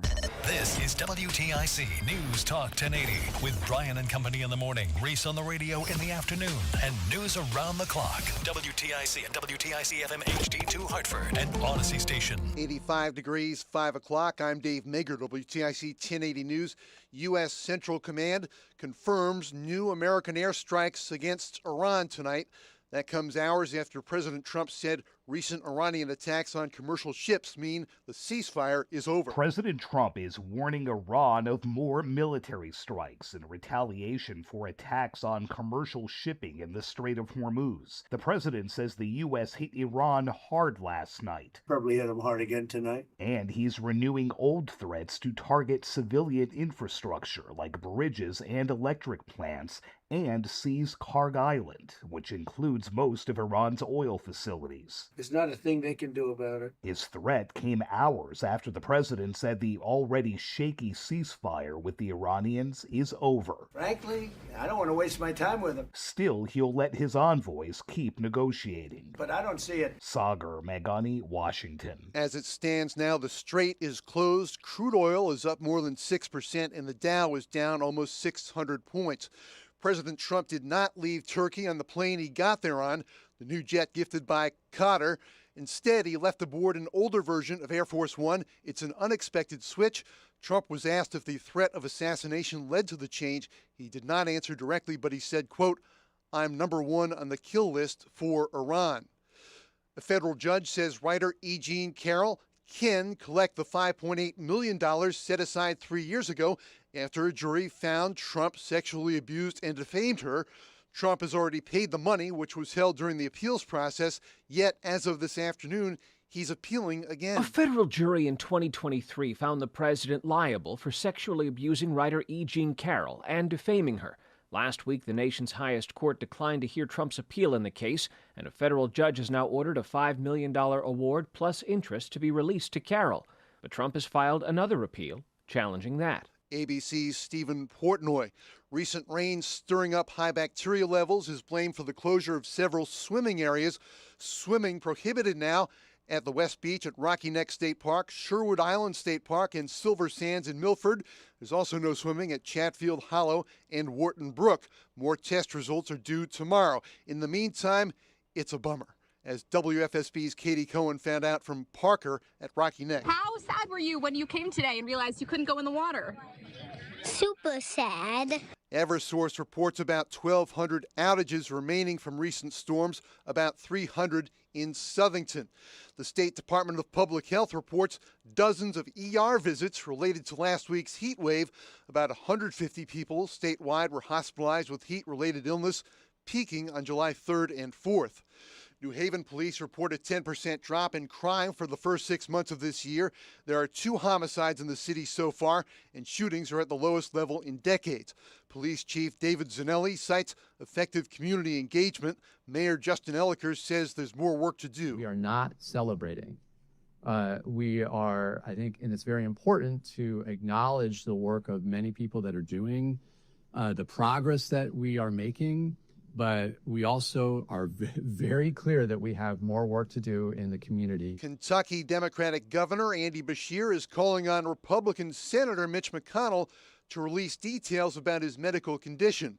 McConnell was hospitalized weeks ago. His office hasn't said much. The statement that they continue to refer us to came out last week. It says, quote, Senator McConnell appreciates the outpouring of support he's receiving while he continues his recovery in the hospital. It goes on to say McConnell, quote, continues to improve and is working closely with his staff, and it goes on like that. But it doesn't elaborate on his condition or how long he could still be in the hospital. ABC's Jay O'Brien reporting. On Wall Street, the Dow was down 577 points. S&P dropped 21. The Nasdaq was up 52 points. Sports, Red Sox and White Sox in Chicago. Rookie Jake Bennett on the mound for Boston. Pregame 6:40 on WTIC. Yankees in Tampa Bay again. Mets host KC. The Yard Goats home against Binghamton. It's unrivaled night at Duncan Park. Soccer, the Hartford Athletic hosting Orange County, and the WNBA Connecticut Sun hosting Minnesota. For more, check out WTIC.com. I'm Dave Maker, WTIC 1080 News. Brian Jackman here for CertaPro Painters. You know, I love my home, but I did notice in the kitchen especially that scuffs, faded colors. I knew I needed to do something about it, so that's why I got in touch with CertaPro Painters. They can do something that not only protects your home, makes it look great, makes you happy to be in that space all the time. CertaPro Painters is dedicated to bringing fresh color to your home with quality craftsmanship. Check it out yourself so you can schedule that free estimate online right now at CertaPro.com. That's Certa with a C. Each CertaPro Painters business is independently owned and operated. Hi, this is Eric Hogarth, Certified Financial Planner from Money Wisdom. There are over 500 ways you can take Social Security. It's a little complicated, so how confident are you that you'll get the most out of your benefits? Explore your filing options by texting Security to 800-705-1232 to get your free Social Security Simplified Guide. That's Security to 800-705-1232. Johnson Bernetti is a marketing name for the businesses of JB Capital and JN Financial. Investment advisory services offered through JB Capital, LLC. Insurance products offered through JN Financial, LLC. It's Reese on the radio on NewsTalk 1080 WTIC. All right, stand by. Reese on the radio. We're still live. We have our guests in the building. We're going to only do a short break here to get to weather and traffic. But when we return, and we got Chief Morello, who's got to get out of here in a bit. I've kept him long enough. And Joe Hoaxa is also here, Representative Joe Hoaxa. He wants to finally get on the microphone because he has something to add. So we'll make sure that he gets an opportunity to do so. Even though it is really, really hot and a little contentious in here, we're all having a great conversation because, again, that's kind of how we get this stuff rolling. We have to talk to people who are on both sides of this issue. They could be on 3 different sides of this issue. We need to get to the bottom of it. And I will admit, I make it very clear. I have a very tough answer for this stuff. And a lot of people say, like, oh, you know, you're in recovery. How could you have such a strong opinion on this? And I'm like, because I needed a swift kick in the rear end. And there are some people out there who don't have it. Thank goodness I found it. There are people, you know, it's kind of the reason why Tim is here, because he's like, we got to get rid of the fentanyl problem. Homelessness is homelessness, but there are people who are putting other lives in jeopardy. And the reason why he's talking about it in the way that he is, if you've seen the stories, you know, a guy who named Al in Virginia, and I'll tell you this real briefly. I'll never forget when Roseanne and I got the phone call. He's a really good friend of Roseanne's, somebody we know in recovery. He called us and told us a story about his nephew. I apologize. He was 26 years old, and he came back home to visit his friends before he was about to go into the Army. And they found him dead in the woods because somebody laced his marijuana with fentanyl. It broke his heart that happened. That's how dangerous this is. In the sense that people are losing their lives just for fooling around with it, being around, getting it on their fingers. We saw a video of a police officer who touched it on somebody being pulled over, and the officer was on the ground overdosing by just putting his hands on it. That's how dangerous this is.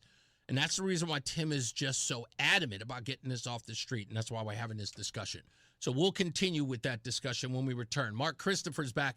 He's in the BPS Lawyers Traffic Center. Hey, Mark.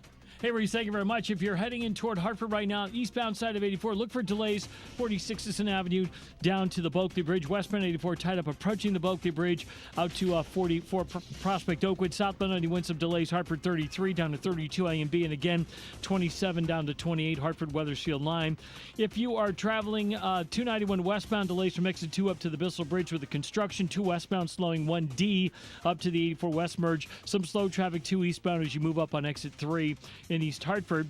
If you're traveling in toward Middletown, 9 north is southbound heavy approaching the Aragoni Bridge. 9 north again is slowing by 32 in Berlin. 84 westbound in Cheshire slowing 26 up to the Mixmaster in Waterbury. 84 eastbound Waterbury tight by 18. Again, slow traffic 26 in Cheshire to the 691 interchange. Southbound Parkway, you're going to see slow traffic 51 down to 50 in Hamden.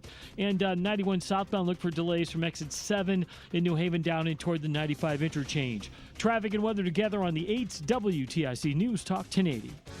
Sponsored by Petro Home Services.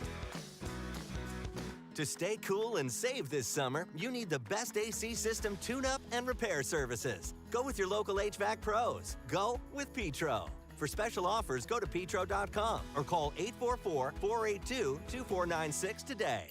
WTIC weather. Well, for the rest of this afternoon, it will be sunny and warm across the area with highs ranging from 84 to 87. And turning out clear to partly cloudy tonight, low down to 64. We become very warm and humid out there for tomorrow. Clouds and sunshine, the high up to 88. And just a stray thunderstorm around tomorrow evening. Otherwise, plenty of clouds out there, still humid, low 72. And for Friday, clouds and even some sunny breaks. Rather sticky. There will be a few showers and a thunderstorm, especially for the afternoon hours. Friday's high 89.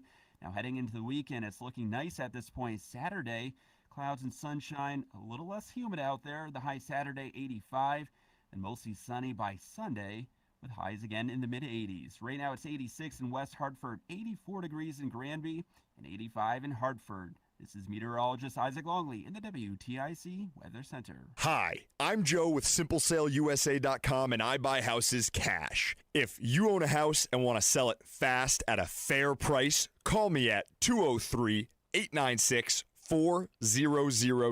I can pay cash and close in as little as 7 days. I buy houses in any condition, any price range, and more importantly, anywhere in Connecticut. I'm a private real estate investor who buys several houses a month, and I want to buy more. I buy inherited houses, divorce houses, behind in payment houses. I even buy my tenant won't pay me the rent houses. Do you own a house that is trash and needs thousands of dollars in repairs? Great, because I love buying junk houses. I buy vacant houses, abandoned houses, condemned houses, and even foreclosure houses. If you own a house and want to sell it fast, call me at 203-896-4000. That's 203-896-4000. 203-896-4000.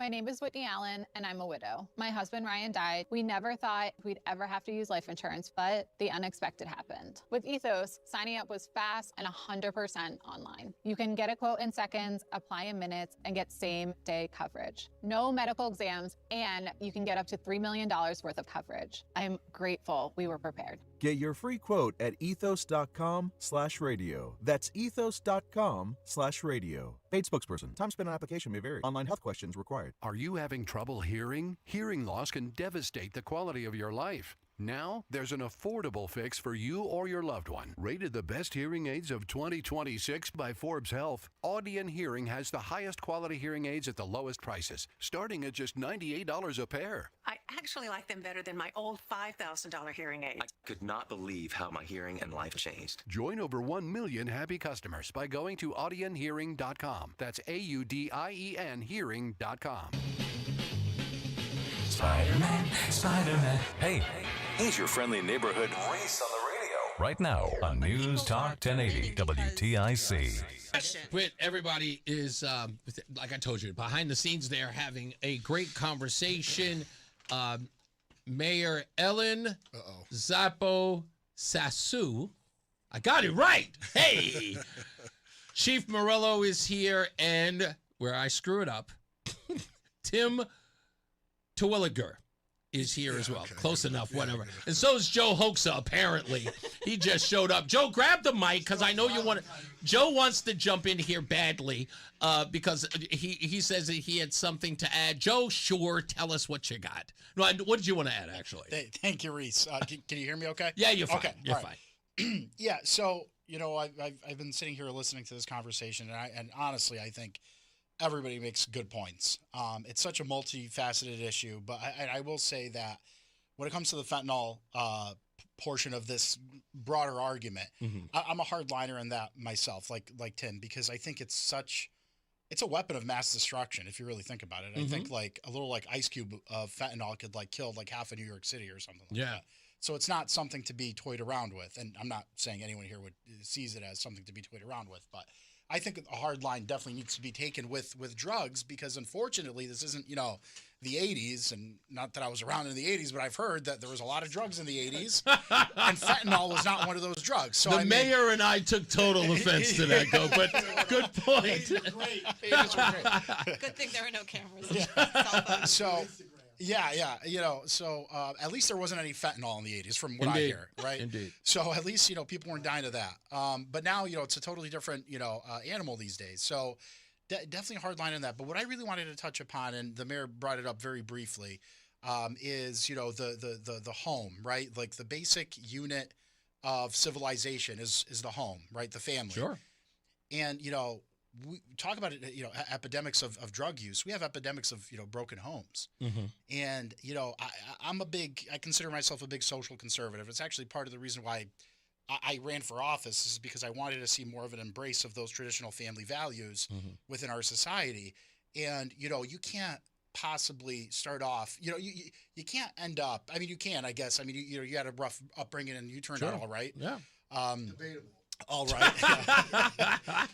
But it's very hard when your home is broken, and it really begins with the parents. And it's not just I remember DARE, Drug Abuse Resistance Education, and it was a good program. It was a well-intentioned, good program, and we need to have more stuff like that again in the schools. And but it also needs people need to wake up and realize that danger comes in many different forms now, and it's not like things change. It's we're not in the 80s, we're not in the 90s, we're not even in the 2000s anymore. The 2000s were radically different than what they are today. 2020s.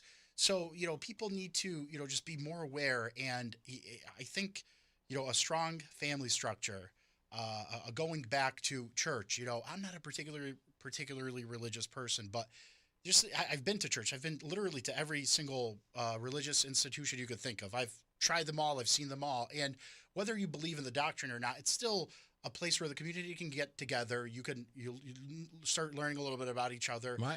And it sort of instills a higher purpose in you. Sure. And, we're getting away from that. We're getting away from community. We're getting away from those sort of institutions. And I think, if we can get back to that, this is almost like not even it's something that I wanted to say. This is almost like a call to action for anybody listening. If we can get back to that sort of way of living, I think, over time you'll see that these issues won't even be an issue anymore.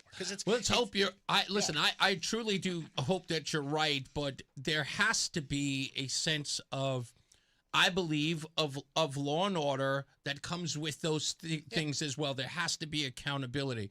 Mayor, back to you, if I could just ask real quick. And I know how you are. I mean, I know how you feel about the homeless situation, because that is near and dear to you. You told a couple of stories behind the scenes about people who came from out of town and chose Bristol as a place to come and seek refuge. And you were saying behind the scenes, like, how, befuddled you were about the ideas. Like, why would they pick Bristol of all places? I don't know. Maybe there's something majestic about it. I happen to like Bristol, so you never know. But to Tim's point about the fentanyl thing, what is your answer to people who are concerned about that usage in Bristol? Not saying that it happens only in your town, but as a mayor who's seen the stories or read the stories about overdose, about kids who have gotten their hands on some and who have OD'd about that, not necessarily died, but have gotten their hands on something that was laced with or had fentanyl on it. You know those stories about people who have harmed themselves. What do you say to the community who's concerned about that aspect or that danger in the community of Bristol? I think we tell them two things, that the police department is working on it, that they need information. So we have a tip line. They can call the police department anonymously. There's lots they can do to protect their own neighborhood. The other thing is that we've deployed a lot of resources. We have our Bristol Cares group, which we've talked about. We also have an opioid prevention task force that we've stood back up again. We have our Youth and Community Services department, which I have it with me right now. They do a wellness survey in order to track elementary, middle, and high school attitudes. And the good news is that youth often do report that past mental health issues, when they have them, 3 times higher rates of substance abuse. So we need to talk about our teens, and the substance abuse amongst Bristol youth has gone down. We have our Bristol Eliminating Substance Use Together, which is a federal grant. It's been doing great work, but it's not enough, because now we have to figure out how to deploy this in them as a long-term attitude. We help as many people as we can. We are very fortunate to have a community hospital. We have Wheeler Health, which is headquartered in Bristol. I know it well. We have community health centers. What has to happen is that we have to break the stigma. And so, as the chief has said and others understand, it's not just happening on Pine Street in the encampment or in the Bristol Farms Plaza. It is happening in every neighborhood, in houses and homes that are traditional homes. But also there's other problems too. We've had parents who have died of overdoses, like Tim's friend. So what happens then? We have grandparents taking over who are already on fixed incomes. Are they yet getting a stipend from the state in order to help raise their grandchildren? Because up until recently, if you were kin, you didn't get money.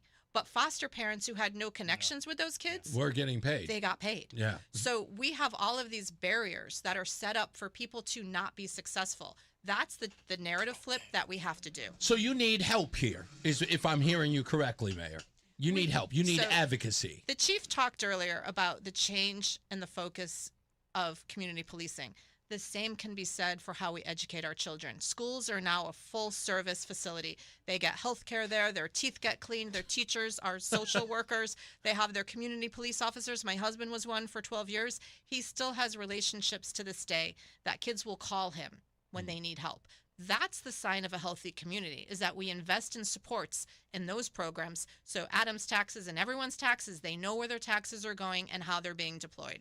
Chief, to you last before I let you get out of here. You had said something a little while ago, that one of the most important things about law enforcement in all of this is that there has to be effective after action in the work that you folks do. Is that if you're pulling fentanyl users or abusive drug users off the street, they can't come back to your communities, and you're not seeing that support system coming from prosecutors or prosecutions of those individuals. They come back and they almost sort of treat your law enforcement or the good work that they do is nothing more than a sort of detour, if you will, or a revolving door. And that you didn't say that, but I'm saying that.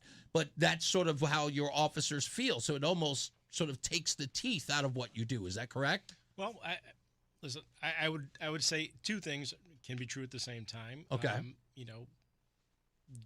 Certain drugs have been reduced to misdemeanors, right?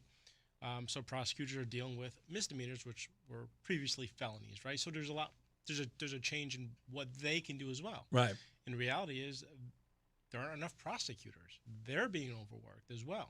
Now, a shameless plug real quick. Sure. At the very local level, if you want to make an impact, and I am not being facetious, fill out an application.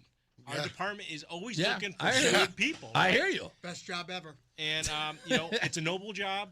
I work with some of the best people in the industry. Our officers are second to none. I love the department. I love the people that work at this department. But really, you talk about rolling up your sleeves and getting into it. There's no better way to do that, right? I mean, we don't lower our standards, but if you meet those standards, there's no other career like it, and certainly no other career like Bristol police officer. So, keep your eye out on our website, and when we are hiring, take that opportunity, fill out that application, and we're always looking for good folks to help the good fight. Tim, I will leave it to you, sir. What would you like to, if you had to say anything to your community, to the mayor, to the chief of police? I know that there was a little contentious on how you decided to deal with it. But do you feel in this conversation that you've gained partnerships with the mayor and the chief in this way? Or did you ever feel like you didn't? So I don't look at people of different political ideologies as enemies or not partners. I don't look at people of when I meant partners, I mean, do they understand your plight as well as you understanding theirs? Well, I think so, but I also think that, as a community, Bristol, and maybe the people listening, and maybe even the mayor, because she's felt this pressure, I think, not that I have the answer to everything, but I think people are looking at this improperly. Okay. And here's what I mean by this. Chief, it was a pleasure talking to you. Have a good one. Here's what I mean by this, right? The same people that cry, too much government power, we need less government, are the same lazy people that sit back and do nothing. And don't get it conflated. I am not suggesting to go take down homeless encampments. I have a strong stance on helping homeless people. I love people. It's part of my spiritual and biblical, moral ethic. God commands me to love everybody. That means the fentanyl user. That means, the gay person. That means the trans person. I don't get to pick and choose. But when I say that, how does loving people look like radically, right? Mm-hmm. Why do we point at the mayor and the council members to say, Mayor, what are you doing? You didn't do anything. Maybe because they're an elected position, but at the same token, you can't do that when you're not willing to step up and even show up to a community meeting. Why aren't you, as a community member, willing to do something? And I'm not suggesting that you take a radical stance like I did. I believe that how I handled it is a substrata of, and an extreme, I'll concede it's an extreme, and how you handle a situation like that. I did that because I felt as if I exhausted the other options and it wasn't fruitful, so then I did something and I believe it's been fruitful. But I don't believe that the majority of Bristol has fentanyl addicts living in their backyard. Right. Okay, so I believe Bristol is a beautiful community. I believe that it's a safe community. We love it. I love Bristol. And I'll do everything I can to help support Bristol and make it a better place. But that being said, my charge to the community member in Bristol, I believe that the nuclear family is amazing. I believe that getting back, into a religious, or I'm going to have a shameless plug, a church, a Christian church is a phenomenal solution. But it goes beyond that because people in Christian sects struggle with fentanyl usage. Indeed. People in prison, so it goes beyond these different institutions and programs. We as a community need to take a strong stance and lock arms against fentanyl and have the same stance. But in doing so, don't go out with pitchforks. Don't say F the police. Don't say screw the mayor and all that. Even if you disagree with her, show up and say, what can I do to help? You can't have an opinion if you're not willing to sit at the table to be part of the solution. And this is where I charge the community members to say, if you're concerned enough to have a public voice on Facebook, at least, show up and be part of the solution. What are you willing to do? Where are you willing to volunteer? Because I can list off all the things I do that nobody talks about, but I don't care about that. I know that specific to fentanyl, this evil, this weapon of mass destruction, I know where I stand on it, and I know that I'm not going to let it in my community. I'm not going to let it around my children, and I'm going to do whatever I have to, which is what I felt like I did. But I also am not going to discredit the mayor's actions or the council members' actions of Bristol and say that they're not doing anything. I know they are, but their hands are also tied. They aren't going to just say, all right, let me go put on rubber gloves and tear down this tent that I know for a fact is full of fentanyl use and methadone and urine and feces. That's not what they're going to do. And again, I'm not suggesting other people do that. I'm just suggesting be willing to be part of the solution instead of just sitting there and having an opinion and pointing fingers. All we do as a community is point fingers at each other. We need to show up and say, how can we resolve this together? That's what we need to do. Mayor, I'll give you the last word after we come back from the break, okay? Sure. Okay. Tim is going to be my new trainer and my new motivational speaker in the coming weeks. You said 3 monthts, right? 3 months? 3 months, I got you. 3 months. All right. We'll get more into that when we return. Listen, I can't outdo that. I might as well give you my job. We'll be back. More news, more views, and our guests when we return. Stand by. It's Reese on the Radio. Mark Christopher's back. He's in the BPS Lawyers Traffic Center. Hey, Mark. Hi, Reese. Thank you very much. Good afternoon to you. Good afternoon, everyone. If you're heading into Hartford, westbound side of 84, delays approaching the Bulkley Bridge out to 45 Flatbush, 84 eastbound, slowing, approaching 46 Sisson Avenue into the tunnel. 91 southbound's a little tight at 33 down to 32. Again, 27 down to 28. You'll see another bump down by 19 in Meriden. If you're 291 westbound, delays exit 2 up to the Bristol Bridge, 2 westbound slowing 1D up to the 84 West merge. Both sides of 9 heavy approaching the Irrigoti Bridge in Middletown.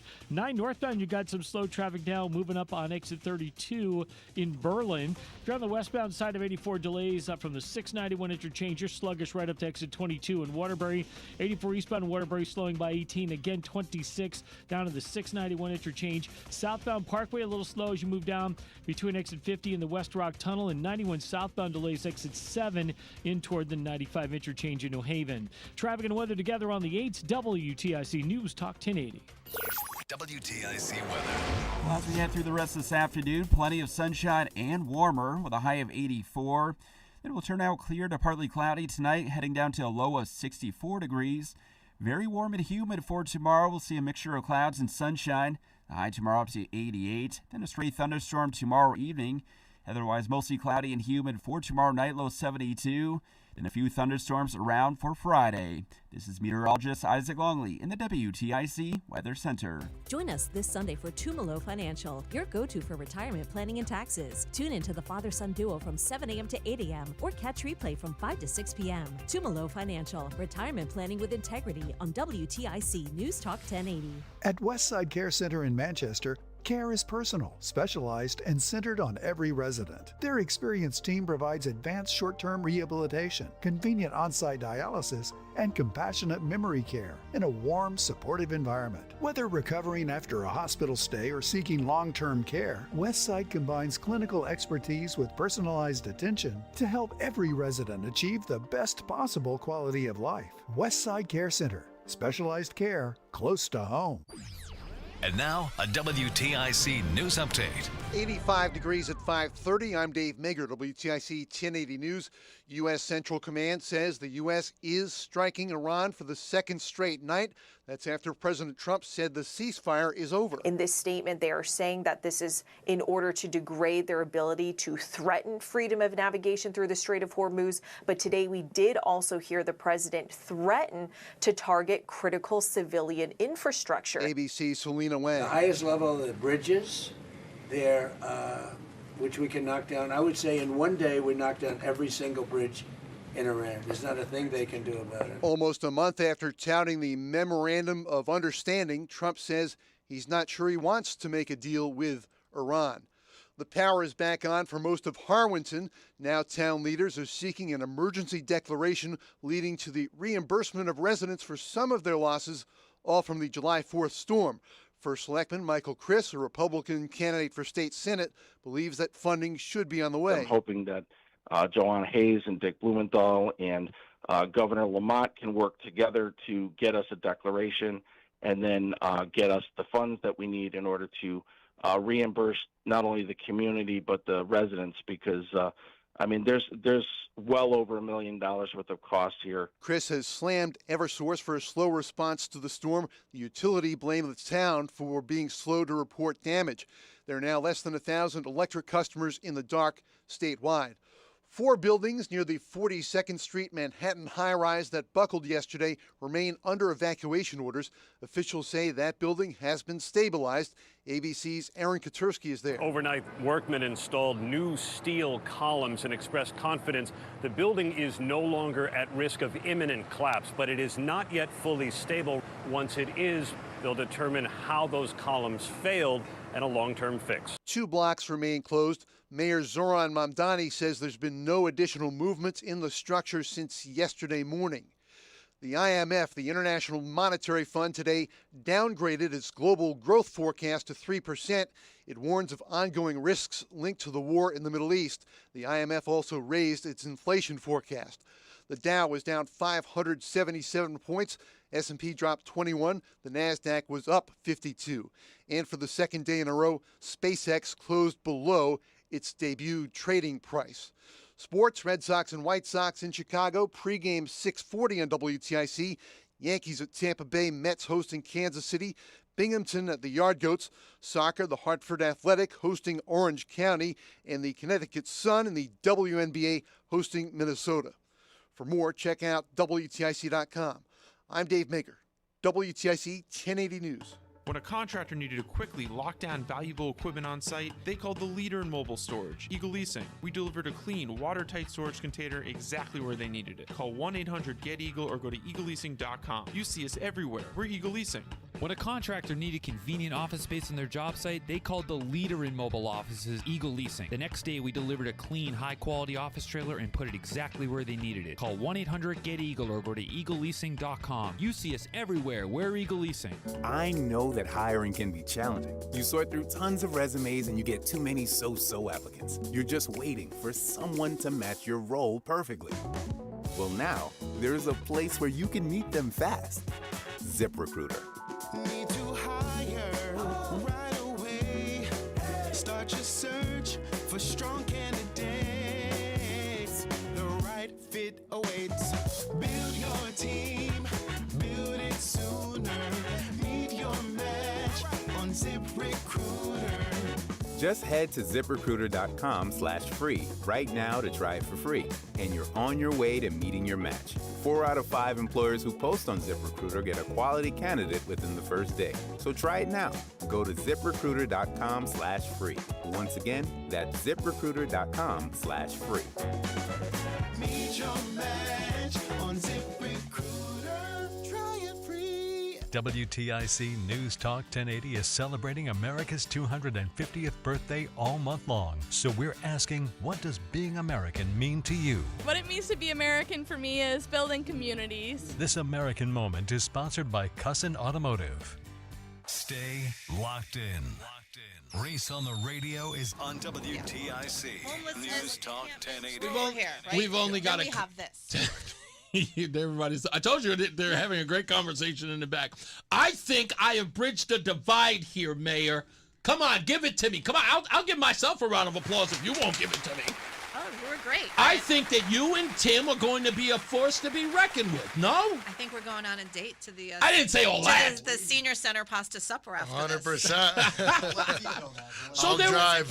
He's golfing. So there was. So there was an alliance to be made here. 100%. I really, I appreciate you, Tim. I want to say this, and this is the most important thing. You and I literally kindred spirits, because solving problems is a nonpartisan issue, and you've 100%. always seen this as, how can we get together and solve this? I don't care what your ideology 100%. is. We have a problem. Let's deal with that. If you want to make this about, I'm on this side, I'm on that side, and I want to do, I don't want to talk to you. That, I don't want to talk to you, because I'm a solution-oriented guy, and I know you are, because that's just in your DNA. Sure. And I appreciate that. And Mayor, you too. Just wanting to come down here, and I know that, again, many people make this about, Reese is a conservative radical. And then, you going on his show, you're legitimizing him. And just like you came on because this was important to you as well, and you wanted to bring awareness to your city. This is an opportunity to talk about those things and to face the tough issues. So I really appreciate you coming in and doing that. I promise I'm going to give you the last word on this. One, because you're a lady, and because you're the mayor. And I got to drive through town, and you hang out at my stomping ground at 10 Main, and I don't want you to, sort of run me out of town. You know what I mean? Because I really love it there. By the way, do you go to 10 Main every weekend? I'm usually there a lot during the week. During the week? For lunch, yeah. For lunch? Yeah. Okay, we'll stop on by. We'll find out what time you're there. And, we'll do lunch. But I go to all the restaurants in Bristol. I didn't suggest that you only go to one. I'm just saying that you go there. Our good friend Rodney's there. Yeah. Do you know Rodney well? I do. Yeah, Rodney and Rebecca? Yeah. Well, Rodney had the day off today. I don't know where he is, but I hope he's having a good time. Really? Mm-hmm. Oh, that's funny. I haven't heard from him in a while. He's always, he's a big 80s music guy. Yeah, he loves 80s music. He's a knucklehead. He thinks 83 music is the best music ever made. He's insane. 85? Really? Well, you're too young, Tim. Let me just say, before I know you're about to go into a break, let me just say this. Mayor, let me just clear the air with one more thing. You are always welcome in Suplife. Yeah, that's right. Just for what it's worth, because that was misconveyed. Are you really hanging that over your head? Well, because I feel bad. I feel like she's like I would be angry too, especially as the mayor. Like, You're always welcome at my store. I was And actually looking forward to them calling because they said you're going to be trespassed, and I was like, I wonder which cop is going to. You're like, please trespass me, yeah. And come down No. to trespass me. This is going to be really fun to see who does that. Hey, Mayor, Listen, put your hands behind your back. Everybody's first shake is free, but especially you. I apologize about that. That was just miscommunication and misconveying. You're always welcome. Y'all are going to be Let fine. me tell you, if that's the worst thing that's happened, but Yeah. I think that. Wait, we're going to take traffic. I promise. I want to let you get it all. I'm sorry. It's what we got to do. saying that, but he never does. Yeah, so let's get another check of weather and traffic. Mark Christopher's back. He is at the BPS Lawyers Traffic Center. Hey, Mark. Hey, Reese, thank you very much. Well, good afternoon. If you are heading into Hartford, this traffic report being brought to you by Amplify CT. And if you're heading into Hartford right now, westbound side of 84 slowing, approaching the Bulkley Bridge out to 45 Flatbush, 84 eastbound's tight about a half mile before 46 Sisson Avenue, down to the Bulkley Bridge. Southbound 91's a little slow at 32A and B, and again down by exit 27 and 28. If you are traveling 2 westbound, you're slowing 1D up to the 84 west merge in East Hartford. 291 westbound delays exit 2 over to the Bristol Bridge in that road work area. 9 northbound delays Harbor Park to the Aragoni Bridge. A little slow by 32 in Berlin. Westbound side of 84 is sluggish from the 691 interchange right up to the Mixmaster in Waterbury. 84 eastbound in Waterbury slowing by 18. And if you're traveling southbound 91, look for delays in New Haven from 6 down in toward the 95 interchange. This summer, remember that getting outside to play reduces stress, boosts moods, and sharpens focus. Encourage your kids to press pause and go play to take care of the mind and body. It works. Visit amplifyct.org for more ideas to amplify your mental health. Traffic and weather together on the 8's WTIC News Talk 1080. WTIC weather. Well, it'll be warm out there for the rest of this afternoon with plenty of sunshine, highs ranging from 84 to 87 degrees. Now, just a few clouds out there for tonight. We'll be heading down to a low of 64, turning out very warm tomorrow with a mixture of clouds and sunshine. The high tomorrow 88.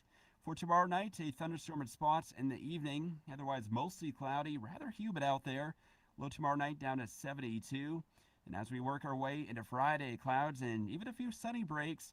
Rather humid out there. A few showers and a thunderstorm in the afternoon. The high Friday up to 89. But the weekend is looking nice at this point. Saturday, partly sunny skies, less humid out there with a high Saturday 85. Mostly sunny by Sunday with highs again in the mid-80s. Right now it's 81 in Unionville, 82 in Glastonbury, and 85 in Hartford. This is meteorologist Isaac Longley in the WTIC Weather Center. Coverage varies by plan. View contracts and exclusions at EnduranceWarranty.com. Auto repair bills are through the roof. $3,000 to replace the transmission. $4,000 for a blown engine. And if your manufacturer's warranty is expired, you'll have to cover it all out of pocket. You need an Endurance Auto Protection Plan. No matter what the mileage, if your car is under 20 years old, Endurance can get you covered on the engine, electrical system, transmission, AC, drivetrain, and more. Endurance has plans for any budget. Repairs can be done at the certified mechanic of your choice, and they're paid directly with no middleman. Plans cover 24/7 roadside assistance, towing, battery jumps, fuel deliveries, tire changes, lockout services, and a 30-day money-back guarantee. Act now and get our elite benefits, including complete tire care and key fob replacement. A $2,000 value at no extra cost. With Endurance, you could never pay for covered auto repairs again, so call now for your free quote. Call 800-253-6203. 800-253-6203. 800-253-6203. Attention, have you racked up $10,000 or more in credit card debt? Are you barely getting by making minimum payments? With credit card debt reaching all-time highs, National Debt Relief is notifying consumers about significant debt relief options currently being made available to help those with overwhelming credit card debt. These options may reduce a large portion of credit card debt for those who qualify. You don't need to declare bankruptcy or take out a consolidation loan, and you may only have to pay back a fraction of what you owe, even if you have bad credit. National Debt Relief has already reduced the credit card debt for more than 550,000 consumers, so don't wait. If you owe $10,000, $20,000, or even $100,000 in credit card debt, you can now take advantage of this financial debt relief as the cost of living continues to skyrocket. To check what debt reduction you may qualify for, call 800-358-6868. That's 800-358-6868. Again, 800-358-6868. WTIC News Talk 1080, because local has never been more important. I'm sorry, we're back. More news, more views, and of course, our guest here, which I promise you this time I'm going to get it right, Mayor Ellen Zoppo Sassu. Damn it. Oh, so close. Damn so it. close. Sassu? Sassu. Okay, Sassu is here. Tim Terwilliger is also here. I got his name right. Joe Hoaxa. He's in the house as well. I got nothing against Joe and I go way back about 6 months now. Not even. Yeah, about that. Not even that long. So, Mayor, I want to give you an opportunity to at least close out this conversation, and I'm glad you guys stuck around here for. Wow, it's almost 2 hours now for us to get to this, and I knew it wasn't going to be this short conversation. We were going to really, really have to get into the meat of all of this. But you wanted to talk about what you're doing as mayor, besides the criticism. Everybody can criticize, but you've got to do the job. And I want to give you an opportunity to sort of respond to everything that's happened so far. Well, to a lot of what we've talked about, both on and off the air, there's so many opportunities for people to get involved, and there's so many open doors. You can come to committee meetings. You don't even have to come to committee meetings. You could audit most of our committee meetings by Zoom. You can sign up through our agenda center on the city website and just get sent the minutes so that you know what's going on. Yeah.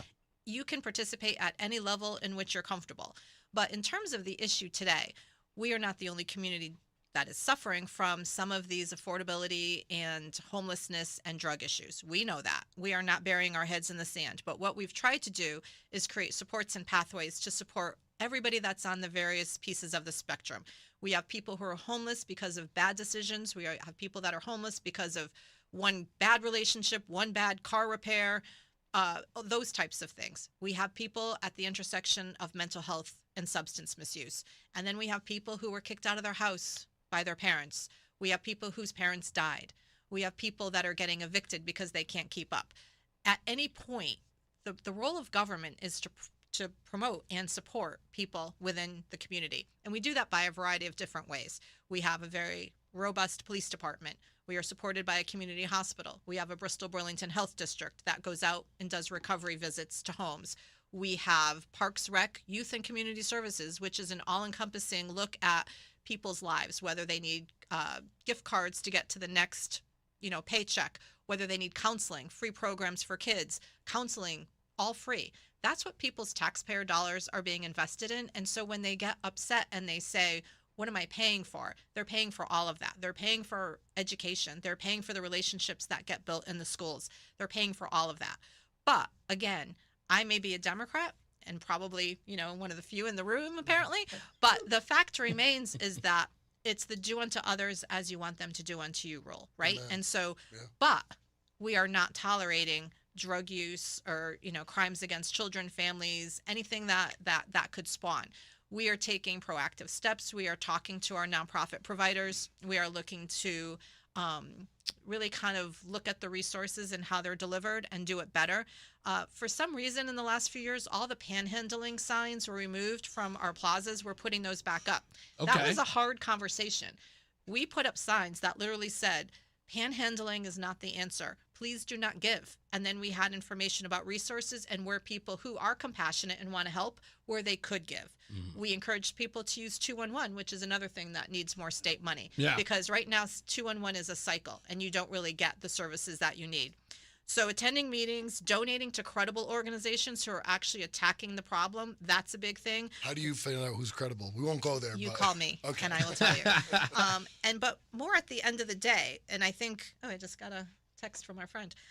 What I think is important is that we're all here for the same reasons. And so one of the things that's guided my public life is the Athenian Code. And I'm just going to read a part of it.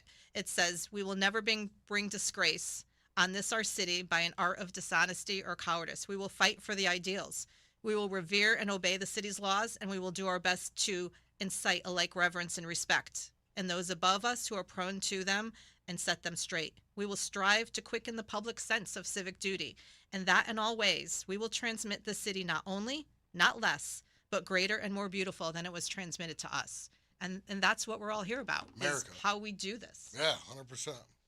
Well, again, I appreciate you being here, Mayor. It's important. We'll bring you back. I love Bristol because, of course, that's where my church is. It's also where I go get my breakfast every Sunday and my pastries at Harvest, which I should probably stop now that I'm hanging out. Well, Sup Life, that'll be my new treat place from now on. I'll go get some supplement.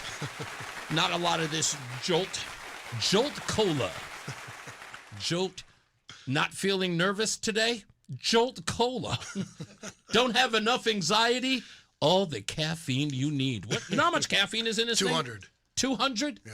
Milligrams? We have some that are 300. What?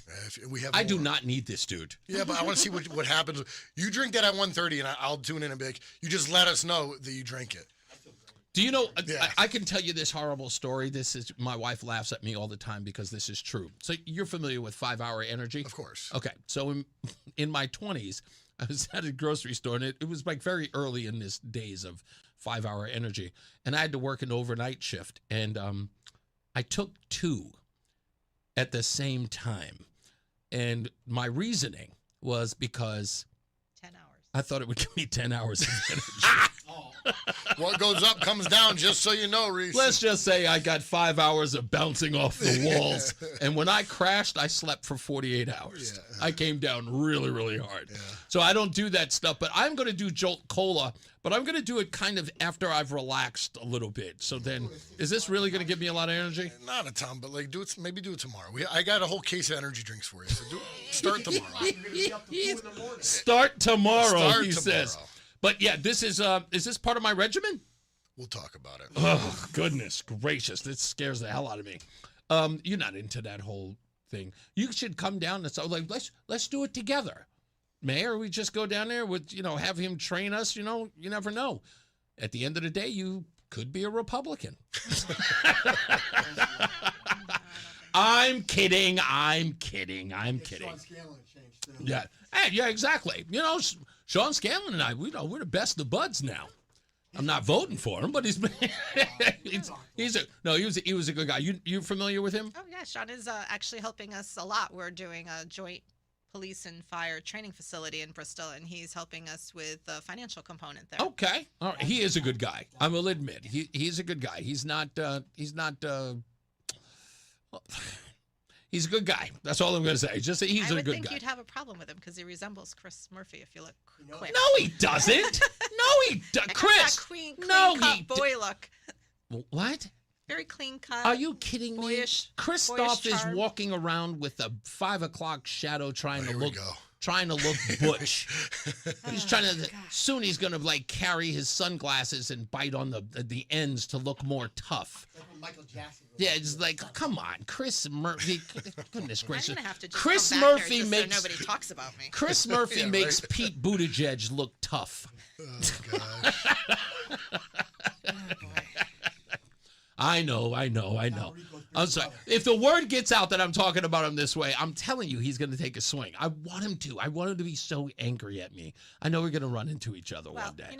I'll just tell you from a mayor standpoint. Yeah. When you need something like our little microburst storm. Yeah. It's good to have people like them with their cell phones in your phone because when you I need hear that. something, they answer. They do? I called everybody. You did? Yeah. How bad did you get hit? We got hit hard. Did you? Yeah, we had a little bit of a microburst come through the Litchfield County, Harwington, Burlington, Bristol. Yeah.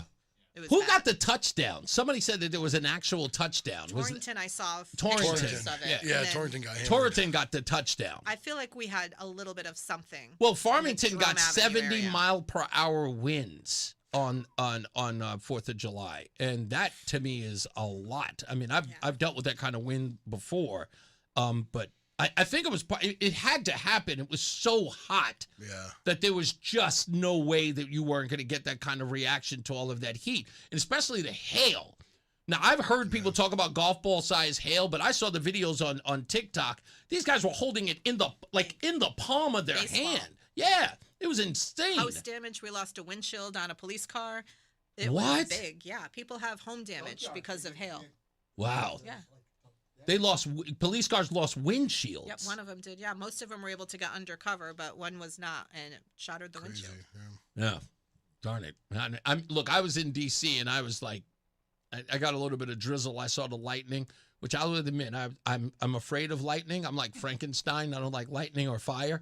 And as soon as I saw that, I ran my behind in the house, and I got away from it. I didn't want to hear it. Yeah. So, but I heard it was pretty bad up here. Yeah, it was great. Did you watch our broadcast down in D.C.? Did you know we went down there? Wow, great mayor. Fantastic. I was busy marrying, doing mayor things. It's okay. That's all right. Listen, we don't take any offense. She didn't even know I had a show. What's the best? She thought it was Adam's show. She said, if I'm going on Adam's show on WTIC, I don't even know. What show am I going on? And then her people are telling her, no, you're not going on Adam's show. You're going on a Reese on a radio thing. You're going to what? She didn't even know who I was. And that's not even the crazy part. You want to know the crazy part? Mayor, tell everybody what you said as soon as you walked in and you saw my face. What did you say? I said, you're a 10 Main guy. I've seen you there. Yeah. She didn't even know that I actually frequent 10 Main. You were there to do... Wait a minute. Were you sitting behind the desk? Or were you just walking around? No. When you were at the car show across from 10 Main. I go to them. Yeah. Okay, so you were just... Oh, that's right. You were sitting in the outdoor area. Okay, and you saw me walk in. Mm-hmm. And you saw this tall African-American male walking with a petite... What you assumed was Spanish. Yes, that's wow. You figured she was Latina. Yeah. Really? I thought she was Jewish when I met her. Yeah. I really did. I did. I thought she was Jewish. I don't. It turns out I don't know what I don't know what people are. Weirdly enough. Tim, white guy, right? I think last time I checked, I believe so. Anyway, again, I really do, guys. Answering now. I appreciate you guys coming out. Adam, don't make people say weird things. The mics are on. Push all the great things in Connecticut. I know, but I'm just always nervous around you, buddy. I got to turn every mic off because of it. God bless the guy. Again, Mayor Sassu. Sure, we'll go with that. My husband will be happy. Sassu? Sassu, but it's Zoppo Sassu. Why am I... I got to say Zoppo Sassu? You're putting a Z in the last part of the name. There's no Z in the last part of the name. Is it Sassu? I don't think my mother-in-law is listening, but she will be thrilled if I'm just Mayor Sassu. Okay, I'm sorry. Wait a minute. Whose last name is the Zoppo? That's me. Okay, you're Zoppo. That's you hyphenated? When you were with McCabe Waters? We're on the air, Adam. Yeah, anyway. Thank you, Mayor. I appreciate you. I'm just, it's just going to be Mayor Ellen, because I'm never going to get your name right. Mayor Ellen, Tim Terwilliger. Nope. Terwilliger, yeah. Terwilliger. Listen, you guys need regular names like Johnson and Jenkins, and then I'll be fine, okay? Those names I can say, okay? Washington. That's the name I can say. Just a black guy from Queens. I don't know. Well, black guy from Queens. Yeah, you got to have regular names like Johnson, Washington. Woodrow. Woodrow's a good one. You got any kids named Cedric? No, I'm kidding. Any children, by the way? 3. How old?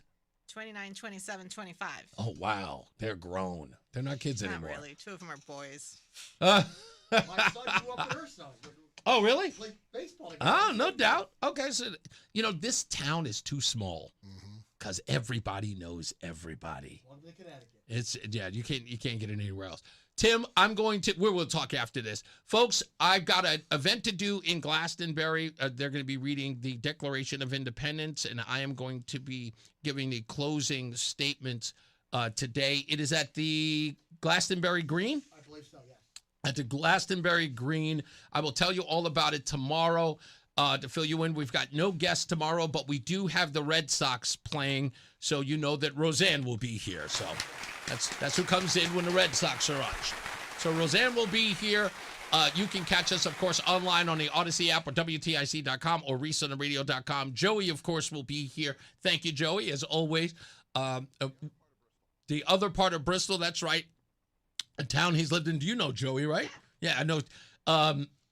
Joey and the mayor go way back. He's been around for 40 years. The mayor, how long you lived in Bristol? All your life, too? Goodness gracious. I don't think I've ever lived anywhere. Years? It's 25 years. We got to get up out of here. As I always say, radio is free, so we thank you for paying attention. Remember to keep JC in your hearts and in your mind. Sean Patrick, we love you and we miss you. Remember that panic is not planning, so plan your work and work your plan. Me, I'm Reese on the radio. You Have a good night and pleasant tomorrow. Don't forget, tomorrow, again, Red Sox are playing. Roseanne will be here. We've got more news, more views than you could shake a stick at. We'll, of course, get into more about Governor Lamont and what I am calling suspicious behavior in his public statements. And we'll have audio sound bites to sort of express exactly what I'm talking about. So stand by for that. Mark Christopher, he is getting you home. He is in the BPS Lawyers Traffic Center. Good night, Mark. Hey, good night, Reese. And if you're heading into downtown Hartford right now, look for delays westbound 84 and East Hartford approaching the Bulky Bridge out to 45 Flatbush 84 eastbound. What are you talking about? This is the first time you met her. No, we go way back, too. Another 3 months. It's a long time here. You knocked on my door.